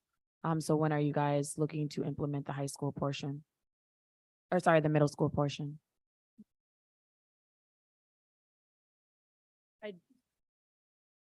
So I didn't want to talk across. I do not think we're doing middle school until next school year, but I'll let. Yeah, Dr. we're taking a phased approach, starting in our welcome centers, our student services areas, and our LMCs in our high schools, and doing a slow and purposeful rollout in that way. It's very important to remember that this is a technical tool to support attendance that we're very excited about, but we also have an obligation to have engaging classrooms and places where kids want to be in the classroom and learning. So we want to be really cognizant about just rolling this out too quickly and not remembering the importance of our universal strategies for attendance. So high school this year, really study, learn, understand, and then we will look into middle school for next school year. So then for the estimates, it's going to be $50,000 every year. So the 50,000 that we are requesting, or you're requesting today, when you say middle and high school, but it will only be high school, are we anticipating increases in that fee? And if not, or if we are, what kind of savings can we have since we're only implementing it in our high schools? Great question. Thank you. So it's a flat fee regardless, right? Because it's a campus workflow for our entire system. So it isn't parsed out by just for high school, middle school. So it's the fee for the entire district that we will be purchasing. So you won't see an increased fee in it. What we want to do is be able to do a phased approach because it requires the use of scanners and other tools as well. And we wanted to be thoughtful about when those components come into the schools. So are we looking for another agenda item that later that will actually come to the technical pieces of that? Or is this all included in this? It's all included. Okay, That the other things are, yeah, it's all included. okay, thank you. And my social work team just let me know that we can use the software already in our 4K to middle school settings. The hardware is what we're implementing in our high school. So just there's a lot of capabilities with that, but the hardware where there's the scanning is what we are looking at, what we're implementing systemically in our high schools this year.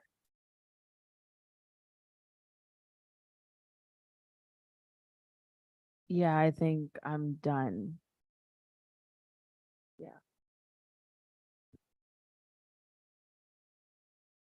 Board Member Muldrow. Thanks, Board President Nichols. I want to ask about the financial aspects of this as well, particularly why is this an investment we want to make right now? And looking at next year's budget, what are the implications in terms of our ability to scale this investment?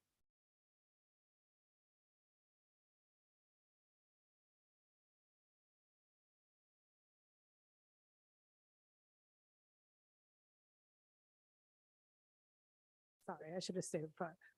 Thank you, Board Member Muldrow, for the question. The price does not change. So it is software that is part of Infinite Campus, which is our student information system. And it's an add-on to increase both efficiencies and additional tools. So it won't be an additional cost as we continue to figure out how to maximize the use of it across classrooms.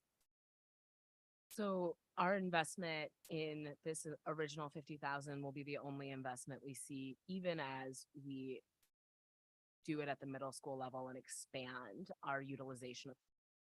Correct. The technical components that Dr. Esser spoke about in terms of potential scanners and uses of that would be additional pieces that we have to purchase. Those are at a very affordable cost. You can even buy them on Amazon, but that would not necessarily be something that wouldn't be able to already be absorbed within our department budgets. Thank you. You're welcome. Any further discussion? Okay. All right, all of those in favor? Okay. Board Member Vandermeulen? So the cost that you are voting on tonight is essentially a software cost because it's a part of Infinite Campus, which is our student information system. So that essentially is part of software. Yes.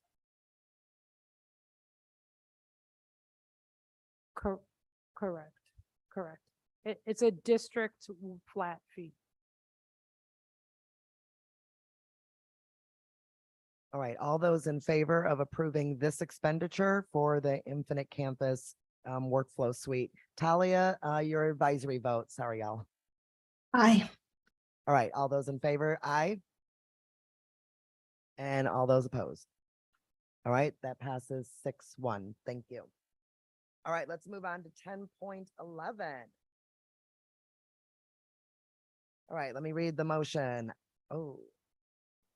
Okay, I move that the Board of Education approve an expenditure in the amount of $183,000 for a Pine annual membership for all schools listed on the attached list, contracting with New York University Steinhardt School of Culture, Education, and Human Development's program for inclusion and neurodiversity education using funding from the fiscal year 24 IDEA flow-through budget. Second, Nikki Vandermeulen.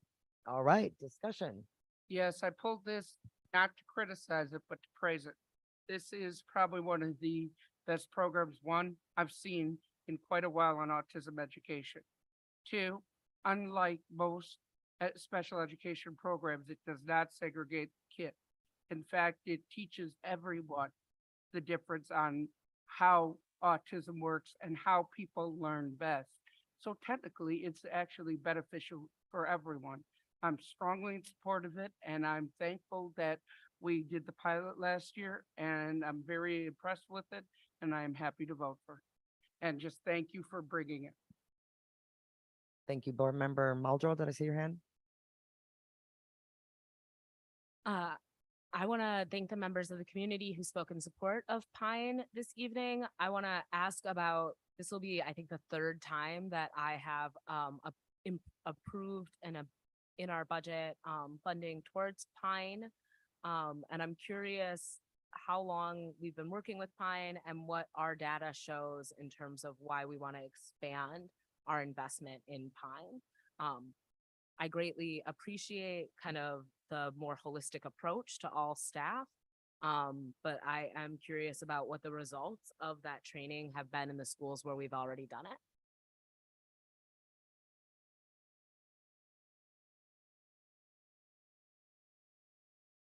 Thank you very much for having this discussion, and Board Member Muldrow for asking the question.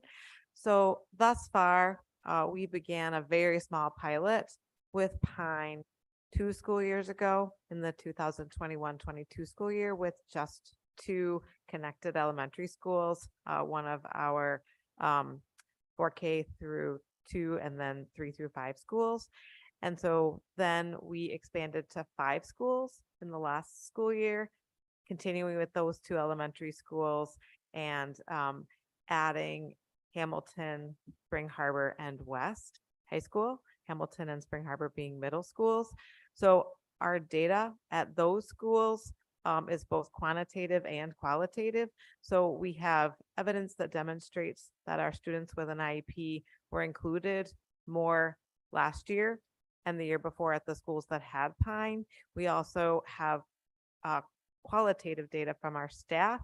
I know that the Madtown Mamas who had representation here tonight did some interviews. I've also done some interviews with staff who expressed that it increased their understanding of working with our neurodiverse students and also helped because all staff had access to the modules and the professional learning, which is rare. It's rare to have a program that speaks to all staff in a school versus just certain sets of staff. And so that's one of the reasons why. And as one of our public speakers mentioned, Pine this year, after 2 years of asking them, came back to us with a price point that was actually, we are able to expand to all elementary schools across the district, making this a more equitable opportunity. Their prior price point would not have allowed us to do that. So it was really helpful to have them come to a reasonable agreement with us on what that would cost. I appreciate the negotiation that went into that. I also appreciate what you emphasized as outcomes. However, I want to lean in specifically to outcomes that are academic for our students with IEPs. So have we seen significant academic gains for our students with IEPs at the schools that have Pine, specifically our students with autism? So I am all for inclusion. I want students to be learning among other students. However, that learning has to be high quality and individualized to the needs of each specific student. So were we able to achieve greater learning outcomes by utilizing Pine? So in looking at that data, it's difficult to say with the 5 schools that were pilots last year because those were the schools that tended to have higher academic achievement outcomes for students with an IEP and students specifically who are served under the category of autism prior to having Pine.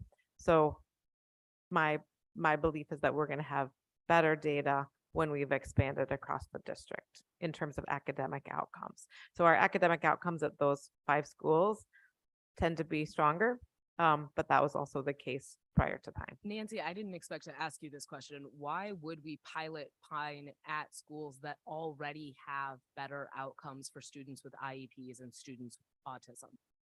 Sure. So for those of you who were with us in the summer of 2021, we had specific requests to have Pine at particular schools to work with specific students.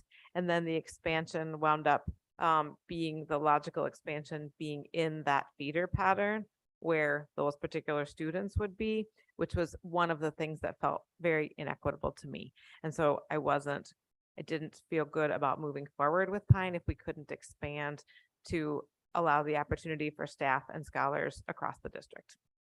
I think what you just spoke to made me a greater supporter of having Pine at all of our elementary schools, and also is challenging to hear in part because those specific requests speak to privilege in and of itself, right? Like who gets to advocate for their students. And so the fact that a school that is already providing greater support is able to have even greater support is a challenging thing to hear. And I think that it's something we want to pay attention to and think about strategically moving forward. However, I greatly appreciate the opportunity to expand this programming to all of our schools. And I do recognize the inequity that it created to have it within a specific feeder pattern. Absolutely. I have seen in my career that that type of advocacy feels inequitable to start with, but then does wind up benefiting all or a larger majority, as long as a school district, we pay attention to that and don't allow it to stay in those lanes.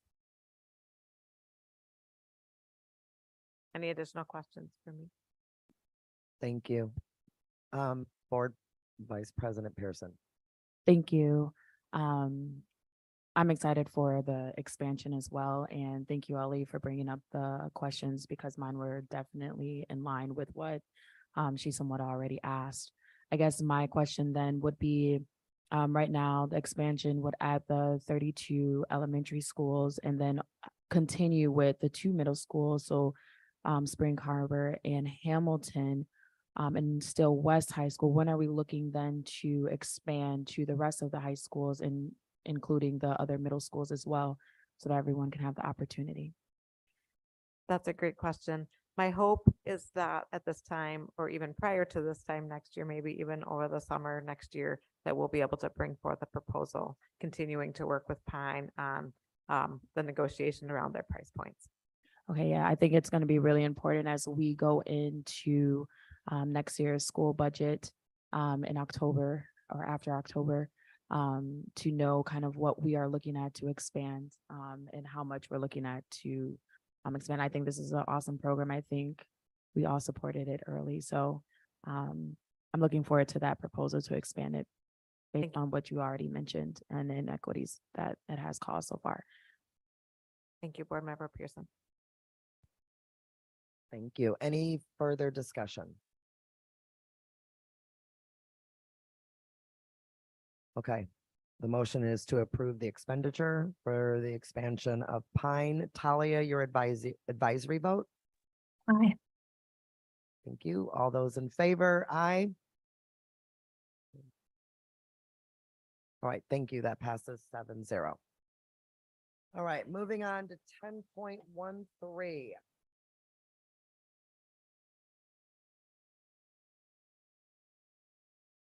Okay, I move that the Board of Education approve an expenditure in the amount of $89,050 for the We Start Daycare to support parenting students and their infants from the 2023-24 Capital High and Teaching and Learning Office budget. Second. All right, Board Member Simkin. So I pulled this because I need to recuse myself. Got it. Thank you so much. Any other discussion on this item?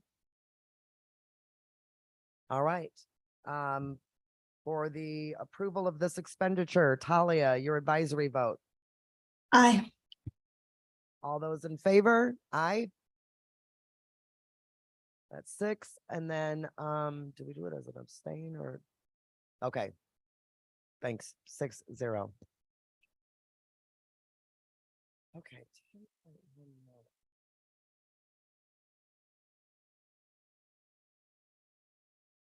Yep, I'm getting there. I didn't have that. I had 10.19 is the next one. Tree care. Right. All right, 10.19. I move that the Board of Education approve an expenditure in the amount of $100,000 for tree care and removal services of Savatree Tree Care Services using funding from the fiscal year 24 Building Services Maintenance budget. Second, Nikki Vandermeer. All right, discussion. Yes, I pulled this because I have a bunch of questions. Namely, as outdoor education has become an interesting topic period wise, I'm curious what trees are going to be removed. will the community and school board know before the removal on which trees are removed? How often will will other items regarding the trees such as stumps be removed? And will the school principals be made aware on the tree removal ahead of time? So looks like we have staff Svetland who can answer. Thank you. Bethlehem? Yes. Good evening, board members and community. We are currently going through a process of evaluating our tree portfolio in the districts, and based on that recommendation, we'll be drawing an action plan in order to support the school district from a safety and security standpoint. We currently have a lot of trees that are dying or are dead that need to be removed, and constantly through the latest storms that we've seen in the last few months. After each storm, we have to go back and remove trees, which is normal if we maintain our trees. But currently we are assessing this, and we are trying to make a plan of how we are going to remove the trees that needs to be removed. And we are also working on a plan how we are going to success these trees. In the last 3 years, we have planted over 350 trees in alliance with Urban Tree Alliance, which is something to be proud of, and we will continue to be planting as we remove the trees that needs to be removed.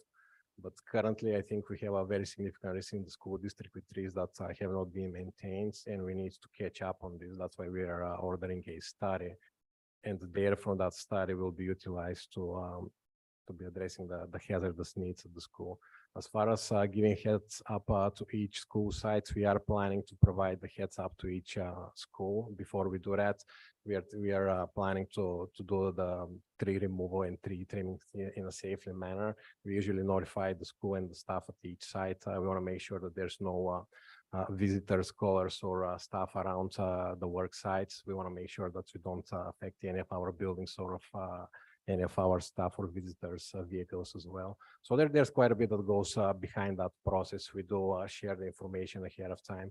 I think this may be related to the outdoor spaces, which is a totally different aspect. The outdoor spaces that have been, recently addressed with our risk management and making our school sites safer. But the tree operation currently is in need of evaluation, analysis, and follow-up, mostly on the follow-up end, because with 750 acres of land in the district and so many trees, we have quite a bit of risk around our buildings in order to make sure that our schools are safe. So this is a safety concern for the most part at this time. I have one additional, actually, Chair, I would ask that this be tabled until after the board has seen a plan regarding which trees are removed, the tree removal, and how the schools will be notified formally on the tree removal. I think the board needs to see a plan before we could just approve this sum of money for tree removal when we're not quite sure exactly how many have to be removed, why, or what plan there is. There's already been a large number of communication errors on many of the outdoor issues. I just think it would be a smart move to table this and then put a moratorium on removal until we could get a task force set up. Can I add one thing? I'm sorry, I didn't mean to jump in. I put the rec in or the consent in. So we had an assessment of all the trees done in the school district 5 years ago. We have 450 ash trees that are dead or dying. So most of the work on this consent is worked off that assessment that Urban Tree Alliance did for us in 2018. So far we've removed maybe 200, and we have another 300 that have to be removed. So Muir Elementary has 25 dead or dying ash trees that are a pretty big safety concern that we need to address timely. And I can share with you the Urban Tree Alliance report from 2018. The assessment that Spellman was talking about was us renewing that plan with Urban Tree Alliance and Urban Tree Management. That would be helpful. That concludes my question. Thank you. Board Member Simkin. So I'm also thinking the timing of this is a little unfortunate, given the concerns that have been brought forward from the community and from the schools around our nature-based outdoors place in classrooms.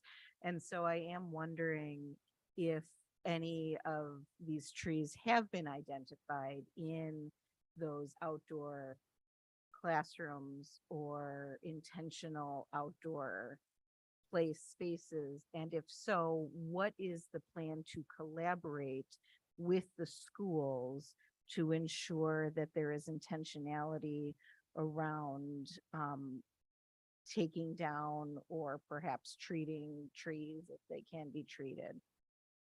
Certainly. So I think based on what Nigera was kind enough to share, we are trying to address really the problem that already exists. This is not a new problem. This doesn't surface today to our plate. We would like to be able to address the biggest hazards in the district right now, namely the ash trees that have been identified a long time ago. And we are treating some of our trees, and some of them are already beyond that treating option already. Currently, in our parking lot in Farm Road, we actually have a tree that needs to go. And it is not a top priority because it's not around a school building, right? It can only affect a few vehicles when we're looking at a dead tree in a parking lot. But when these trees are close to our buildings and affect our sidewalks in a close proximity to our scholars, I think it's very important that we address the safety concerns first. And we will be happy to share each individual tree that's planned to be cut down. But if we are not allowed to address the safety needs, we really don't have a way to support the school district from a safety perspective. Because I have dealt with trees that fall on students and kill students, and it's not very pleasant. And maybe it's my personal approach to it, but I think when it comes to safety, we need to rely on the professionals to do the assessment and identify which trees needs to be removed, which needs to be trimmed, and which we can continue to treat, which we have been doing all along. And I think here we are not talking about outdoor classroom spaces. We are talking about trees that endanger the community and the scholars. So that's what we are trying to do right now. And this is not all of it. With the 100,000 we are seeking, this will not get us to the finish line. I want to make sure that we understand that we are taking a step approach to it. We need to address the worst of the worst, and then we'll come back with more as we are redeveloping our plans and reassessing the district tree portfolio. I think we should think twice before we hit the brakes on consent memo, because the safety of our scholars is the top priority for building services. I want to be able to do a follow-up action as the safety concerns that we currently have. Right. And I guess I'm not saying it in order to put the brakes on the consent.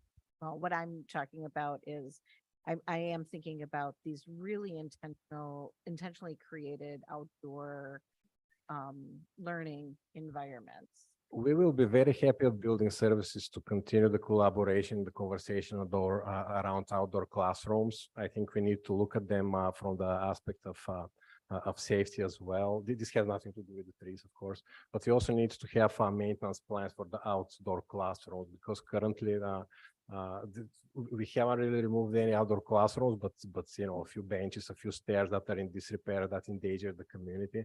So we want to make sure that when we are expanding our operations, we have the funds and the means of supporting these, because a lot of the community input on outdoor spaces is related to neglected outdoor facilities, is what it really is. And we are here to help and support, but we also have very limited resources to do so.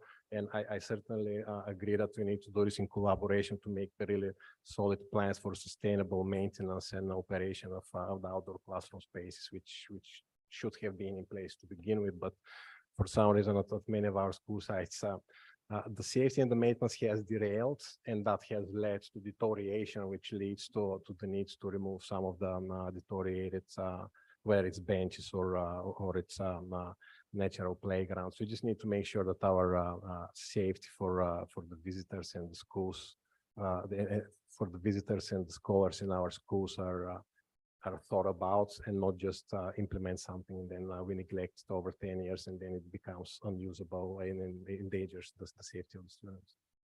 So we might have really different perspectives on that. So I don't think I want to go down that hole right now, but I think I want to stick with talking about removal of trees. I'm going to assume that there's probably some dead or dying trees in the vicinity. of those classrooms, those outdoor learning environments. And I just want to make sure that there is going to be a plan in place to communicate really intentionally with the school around the removal of trees near or in those classrooms because of the situations that are occurring right now. Laura, Board Member Simkin, can I take that one? Please. I think what we've learned and what we've heard over the last couple of weeks around the conversations with the outdoor classrooms, that we can do better in communicating with our schools and our principals and our staff around how to have outdoor classrooms that are safe, that we support, and that we will communicate with schools around should there be any maintenance that's required or any replacements that need to happen. I think if there's anything we've learned in the last couple of weeks is that we can do better at communicating with that. I hear you, Svetlin. Believe I just had 2 trees taken down and it was $1,000. So I see the cost, and we certainly, right, if there is a dead or rotted tree that is near us, that could be in a storm, a storm like we just had a couple of months ago, could take out a side of a school, part of the roof. We want to be thoughtful about that. But what I hear you saying, Svetlin, is a commitment to working with schools around if there is any removal, right? It's kind of a big deal. I've seen the equipment that comes in, like we just want to be sure people know, but I just want to acknowledge timing isn't great on this. But I also think it is a chance for us to have a renewed commitment to being better communicators about it. So I just want to acknowledge that. And I also know that with the ash trees that you mentioned, I know there is a concerted effort across the state because the emerald ash borer is very invasive. So I do know that we have an obligation to make sure that that doesn't spread school properties as well. So I'll just stop with that. Thank you for that. Board Member Mosner Feltham, you took your hand down. Board Member Vandermeulen. No, I'm glad. I can't believe I keep forgetting. One other thing, I'm glad we're going to collaborate with the school. Can we also make sure the board put updates on this issue? I think we can absolutely make sure that the board gets updates around how our outdoor classrooms are looking, if there's been any impact to them. I don't know that you want an update on every tree that comes down, but I do think you're going to want an update on if there are any impacts and how we're taking care of our outdoor classrooms. And I think that can happen through what we've talked about with the task force. Nikki, you've made it, that could work. Made it clear That could work. that that's something that they want to see. So I think that could come through there. That could work. Nothing further. All right, thank you. Any other discussion on this one? All right, so for the approval of this expenditure, Talia, your advisory vote? Aye. All right, all those in favor, aye. All right, that's 6. All those opposed? 1. Thank you. That passes 6-1.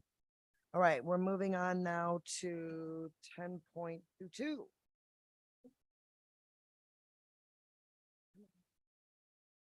All right, I move that the Board of Education approve an expenditure in the amount of $41,920 for the services of PRA and Building Services to organize the archive and floor plan records safely, efficiently, and in compliance with the state and local building administrative codes using funds from the fiscal year 24 Building Services Maintenance Budget. Second. Discussion?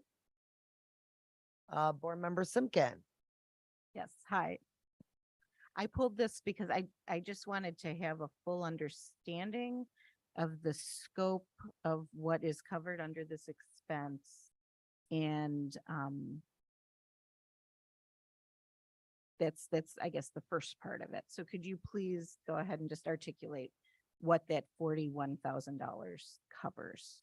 So currently in the second floor of buildings, it's an attic, it's not a second floor, but in the attic we hold the archive of the district. So these are all of the facilities records, including the deeds for our properties, if you will, including all of our plans, floor plans from the 60s, the original blueprints actually. However, the structure is consistently overloaded. And we also have about 3/4 of the attic space underutilized. It's not finished at all. So what we would like to do is we would like to expand our storage because our archive continues to grow. And as we digitize it, we bring more items to the archive upstairs. And we would like to utilize our unfinished space. And we also would like to bring up to code our current storage because we are currently not in compliance for the fire code, storing all of the paper upstairs without fire protection. So we would like to utilize our space more efficiently, but in order to do that, we need to do a structural analysis of what is possible. And then the next phase will be coming in front of the board, hopefully next spring, after we draw those plans and after we bid these projects out, that will follow up with the implementation phase of the project. Okay, so I guess the second piece is more of a comment. So I saw that there was a request for waiver. So this didn't go into a request for proposal or request for quote. And to me, $41,000 to create an assessment of that space appears to be a pretty high amount, and I would actually like to see a quote go out to see if we can get a more competitive bid for that expense. And so I would vote no and ask to go back and bid. I can speak to the bidding process. So in 2022, we actually bid out our architecture, engineering, consulting services. Unfortunately, we don't have a signed contract, so that's why we have been using the waiver ever since.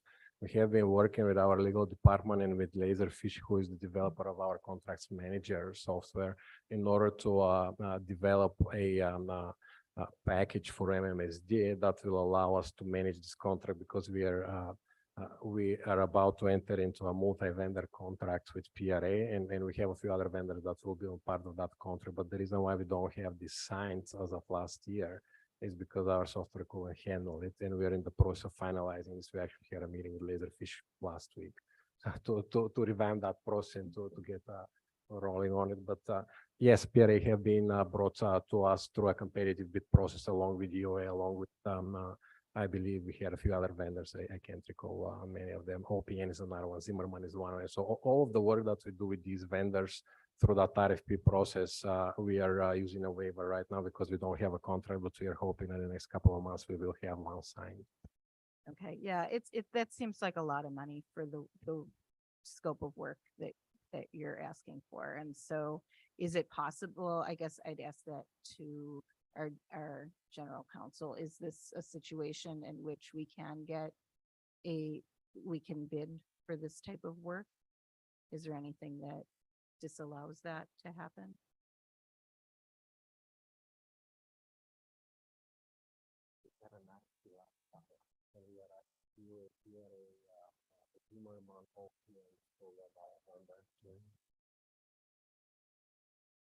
So yes, this is something that could go out for a bid.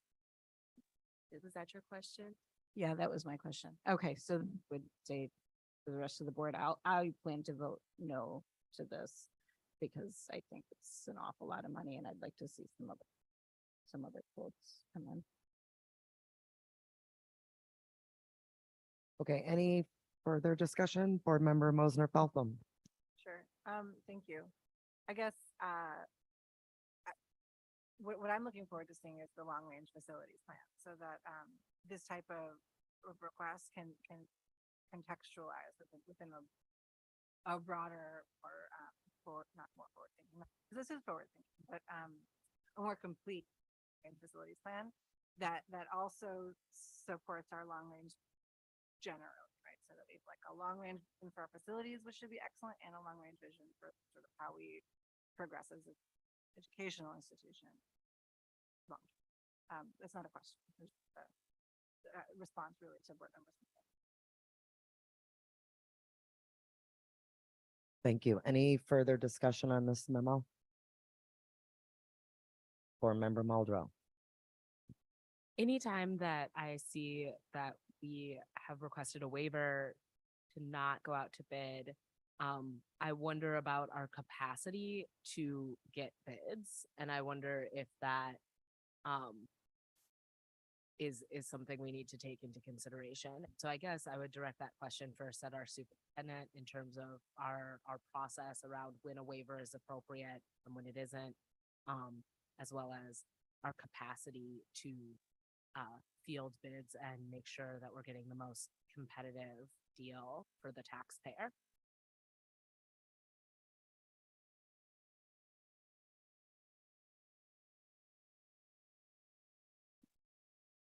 In terms of process, it looks to me, can I just clarify, Svetlin? It looks to me like there was an RFP done last summer. Is that correct? In the summer of I just want to clarify sort of the actuals here. So the process was followed for an RFP in 22-23 for architectural and engineering services. So it was posted, you said in August, and closed End of August.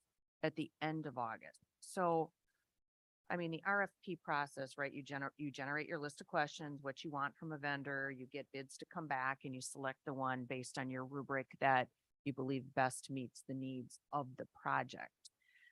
That's the general process. I think I'm right about that. So is this particular project under that RFP? Like, is that why you didn't do another one? Correct, yes. In the summer of not even in the summer, in the spring of 2022, as I explored what I'm dealing with in my department that I overtook, we found out that we have a lot of contractual gaps. So we identified what are these. We came up with a list of 37, I believe. We still have 33 RFPs to go out. We just don't have the bandwidth to support them right now. But we have been punching through these. So another RFP that we sent out in 22 was some environmental services. We are about to award the contract, but it's again a year later because the software that we are using to manage the contracts couldn't allow us to do that. But we do have this now in place, and we are working towards that. We also procured the moving services. That's another piece that comes frequently, up for discussion, specifically for the referendum. But we do moves outside of the referendum as well. So that's another RFP that we serviced. We still have another 33 line items for writing RFPs, and we are hoping that as construction season slows down, maybe at the end of 24, we will be able actually to go after them because the RFP process is quite lengthy and it involves multi-stakeholder engagements. Unfortunately, the Department of MSD are required to write their own RFPs. And our department has been quite busy with managing all of the construction and bidding all out the construction as well, which are our priorities. So we certainly could bid this job out. I do not expect that we will get a lower number. Actually, I expect that this will be a higher number, but we certainly can do this exercise to do that. The other aspect is this will just slow the whole process 3 to 4 months, and it will put more stress on our team at the end of the day, but we certainly can go through this process. If we go through this process, we'll create also a precedent that we are not picking back of our own RFPs, that we are writing with the intent that we save time and are operating more efficiently. So I won't be surprised if this comes back again and again if we create a precedent. And again, we will be very happy to bid this out. I have all the confidence that we are making a really good selection for the school district from a time and efficiency standpoint.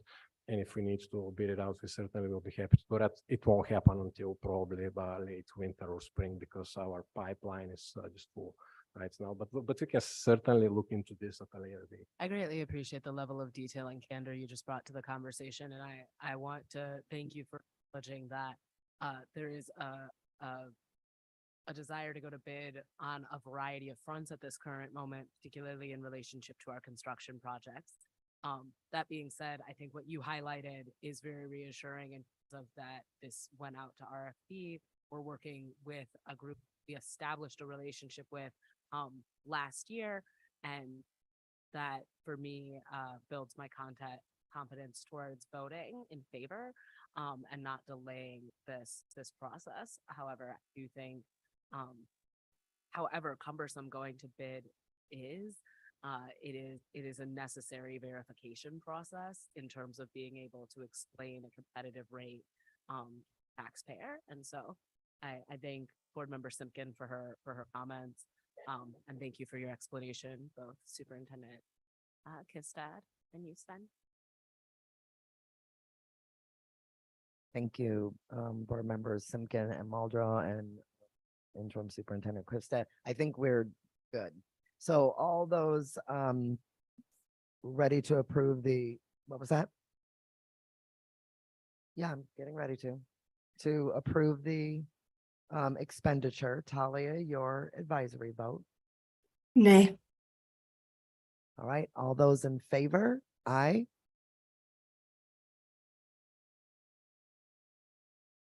Okay, that's 5. All those opposed? 2. All right, that still passes 5-2. Okay, we are moving on to 10.25. Board Member Muldrow, I think you might have pulled this one. Do you want me to? Oh, you did? Okay. I just wanted to make sure she was here.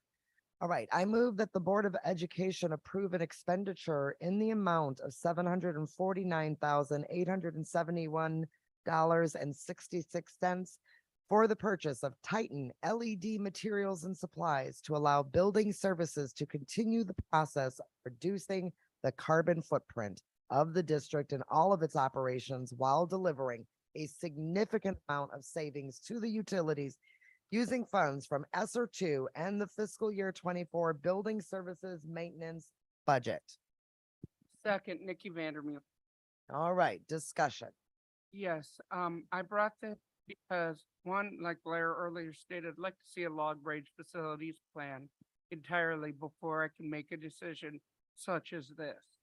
Secondly, as much as I'd love to make our carbon footprint smaller, having to possibly do it twice after we find out the long range facility plan, if it doesn't work with it, would end up making it even more, making it even harder on our carbon footprint because we'd have to do it over again.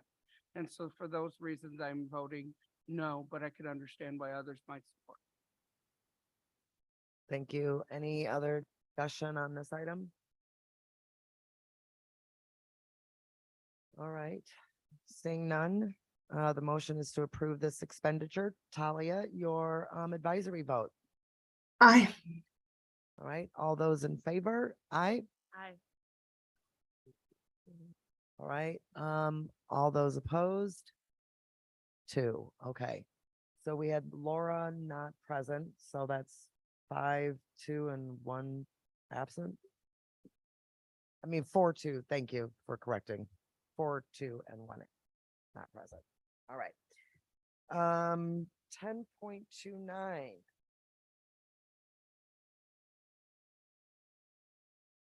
I move that the Board of Education accept a grant in the amount of $65,000 from the Department of Instruction, Gifted and Talented Department to support advanced learning, performing arts, identification, and serve through Hmong dance, language, culture, and tradition. Second. All right, discussion.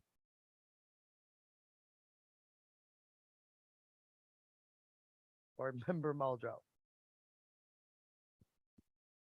So I wanted to pull this to, one, recognize how meaningful this is to our Hmong students to see their heritage celebrated in our schools in the arts and through language. I also want to extend an incredible amount of gratitude to our Director of Advanced Learning, Dr. Alexander, for highlighting and emphasizing dance. I've asked a lot over the years what we're doing for young people in terms of the performing arts. This is one of the first times I've seen dance highlighted and invested in by our district. I am moved and incredibly grateful for this investment. Thank you, y'all. That's it for my comment. Very nice, very nice. Any other discussion? All right. Okay, hold on. The motion was to approve the grant I'm sorry, to accept the grant in the amount of $65,000. Talia, your advisory vote. Aye. All right, thank you. All those who approve, all those in favor, I'm sorry, of approving. I'm getting tired, y'all. Okay, that is 6 of us, correct? Yep, 6. All right. All right, 10.31, the Human Resources Transaction Report. I move that the Board of Education approve the August 2023 Human Resources Transaction Report, 1 through 78. Second. Board Member Muldrow. I wanted to pull this as an expression of appreciation towards our human resources department for getting us started this year and making some really serious progress on filling vacancies. I emphasized our conversation in the last board retreat at our last regular board meeting.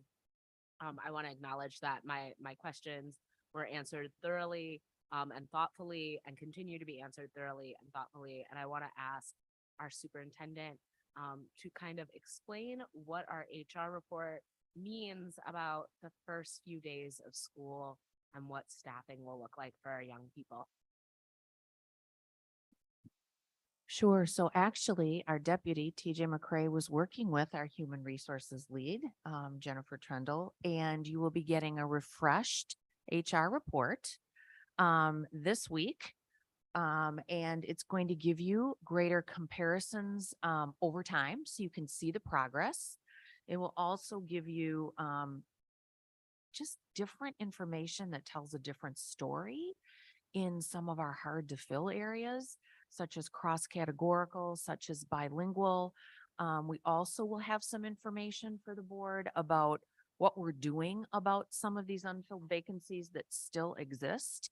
Dr. Molfenter and Cindy Green have given us some information, particularly about those shortage areas. And you'll get a chance to see in some detailed areas what the bits and pieces of some of our other staff members, what those vacancies and fill rates are looking like. So we are hopeful that the next report gives you just a different take on the information and the realization that this is a rolling way of hiring, right? We're just going to keep moving on this and keep bringing staff members in while also acknowledging there are still some shortage areas and we still have some work to do. But I just want to thank you, Board Member Muldrow, for acknowledging the work that is happening in HR. I know they are working hard every day, and Jennifer is getting her team together every single day. So we hope that the new report gives you some greater insights into where we're at.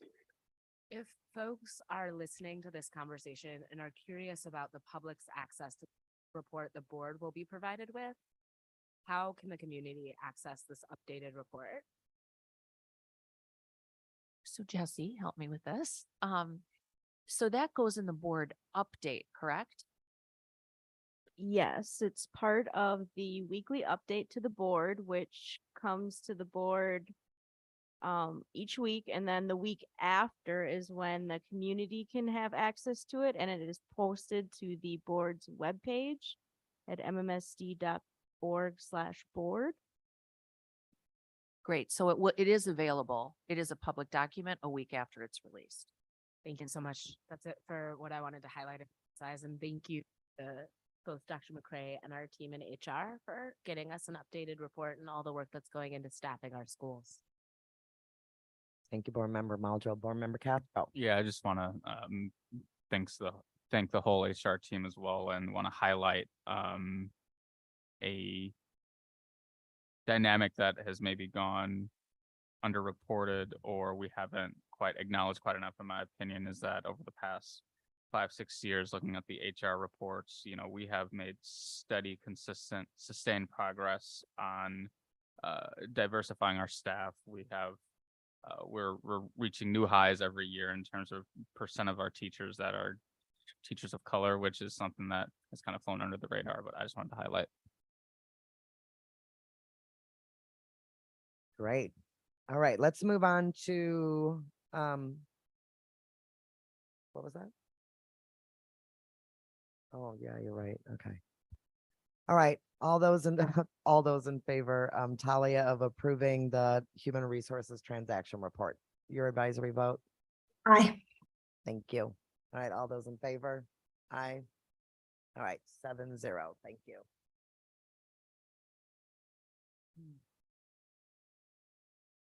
Okay, other reports to the board. City of Madison Education Committee, we are still working on a new date, and so the committee did not meet in August. And we have a poll out right now for September. That concludes City of Madison. Student Senate.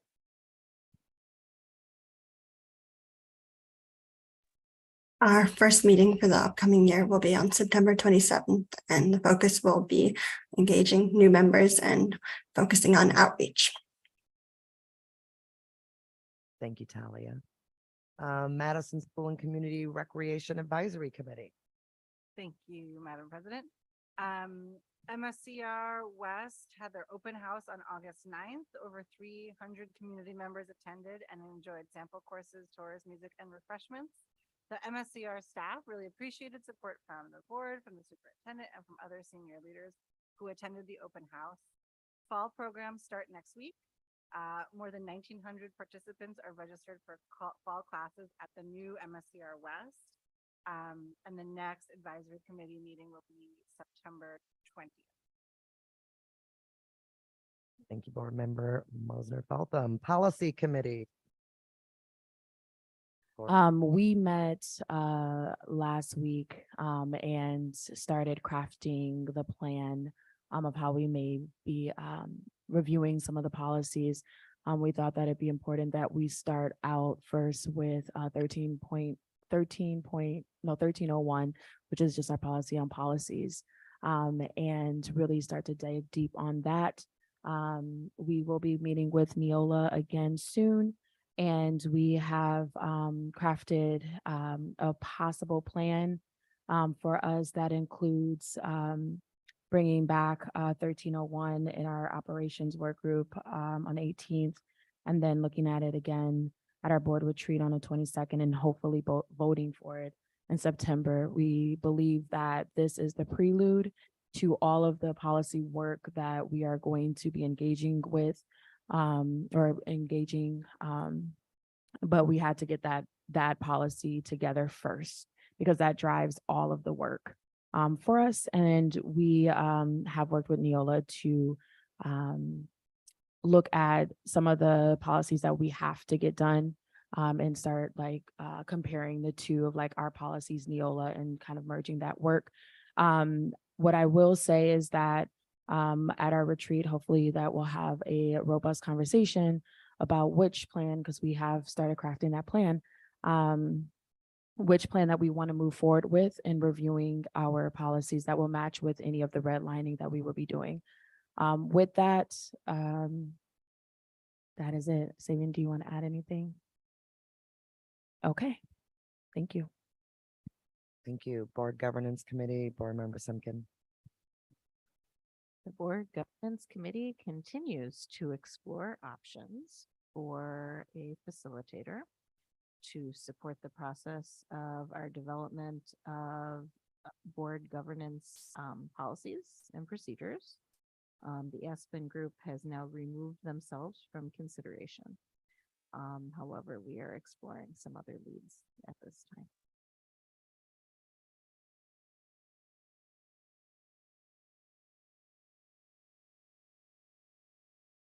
Thank you, Board Member Simkin. All right, we have other business. Lots of TIDs tonight. All right. Vice President Pearson is our representative, so most of the motions tonight are to direct her to vote in favor. So let's start with the first one, TID 45. I move that the Board of Education direct Maya Pearson as the representative on the City of Madison Joint Review Board to vote in favor on the 2023 project plan to TID number 45, Capitol Square West, as set forth in the documents prepared for the regular Board of Education meeting dated August 28th, 2023. Second. Thank you, Board Member Muldrow. Any discussion? Talia, your advisory vote? Aye. All those in favor? Aye. That, 6. Okay, let's make that a 7-7-0. Thank you. All right, TID number 50. I move that the Board of Education direct Maya Pearson as the representative on the City of Madison Joint Review Board to vote in favor on the 2023 Project Plan Amendment to TID number 50, State and Lake, as set forth in the documents prepared for the regular Board of Education meeting dated August 28th, 2023. Can I get a second? Second. Thank you, Board Member Muldrow. Any discussion? Talia, your advisory vote. Aye. All those in favor? Aye. 7-0. Thank you. TID 52. I move that the Board of Education direct Maya Pearson as the representative on the City of Madison Joint Review Board to vote in favor on the 2023 Project Plan Amendment to TID number 52, East Washington and Stoughton Road, as set forth in the documents prepared for the regular Board of Education meeting dated August 28th, 2023. Second. Second. Oh, it's a race. Who wants to go? Board Member Castro or Board Member Muldrow? Board Member Castro for the second. All right. Any discussion? Talia, your advisory vote? Aye. Thank you. All those in favor? Aye. Thank you. Passes 7-0. TID 53.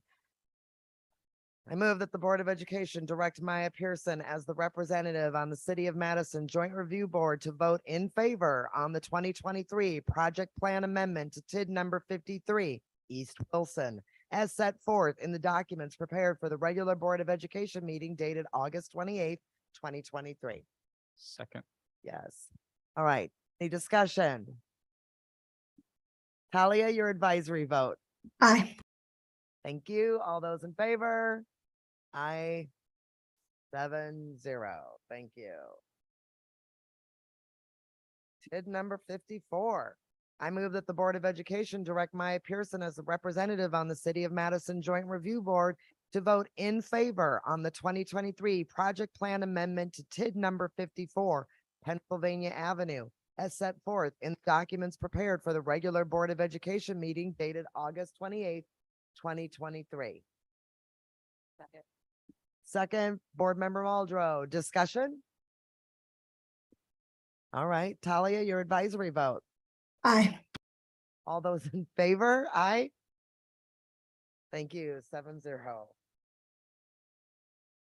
All right, TID number 10 from the City of Fitchburg. I move that the Board of Education direct Maya Pearson as the Board of Education representative to the Joint Tax Incremental Finance Board to vote in support of the project plan for the amendment of Tax Incremental District number 10, referred to as the district, as set forth in the documents prepared for the regular meeting dated August 28th, 2023. Thank you, Board Member Vandermeulen for the second. Any discussion? Talia, your advisory vote. Aye. All those in favor? Aye. Thank you. All right, our last TID number for tonight, TID number 16, also from the City of Fitchburg. I move that the Board of Education direct Maya Pearson as the Board of Education representative to the Joint Tax Incremental Finance Board to vote in support of the project plan for the creation of Tax Incremental District number 16, also referred to as the district, as set forth in the documents prepared for the regular meeting dated August 28th, 2023. Thank you, Board Member Castro. Any discussion? Talia, your advisory vote. Aye. All those in favor, aye. Thank you. We have no other business. I'll entertain a motion to adjourn. All right, all those in favor of adjournment, aye. Oh, Talia, your advisory vote on adjourning. Thank you. Everybody else? Aye. Aye. Thank you. Oh. Sorry, I already adjourned. No, okay. What is that? Oh. There's like an FYI. No, it doesn't have to be an FYI. sanctuary space for non-binary and trans students.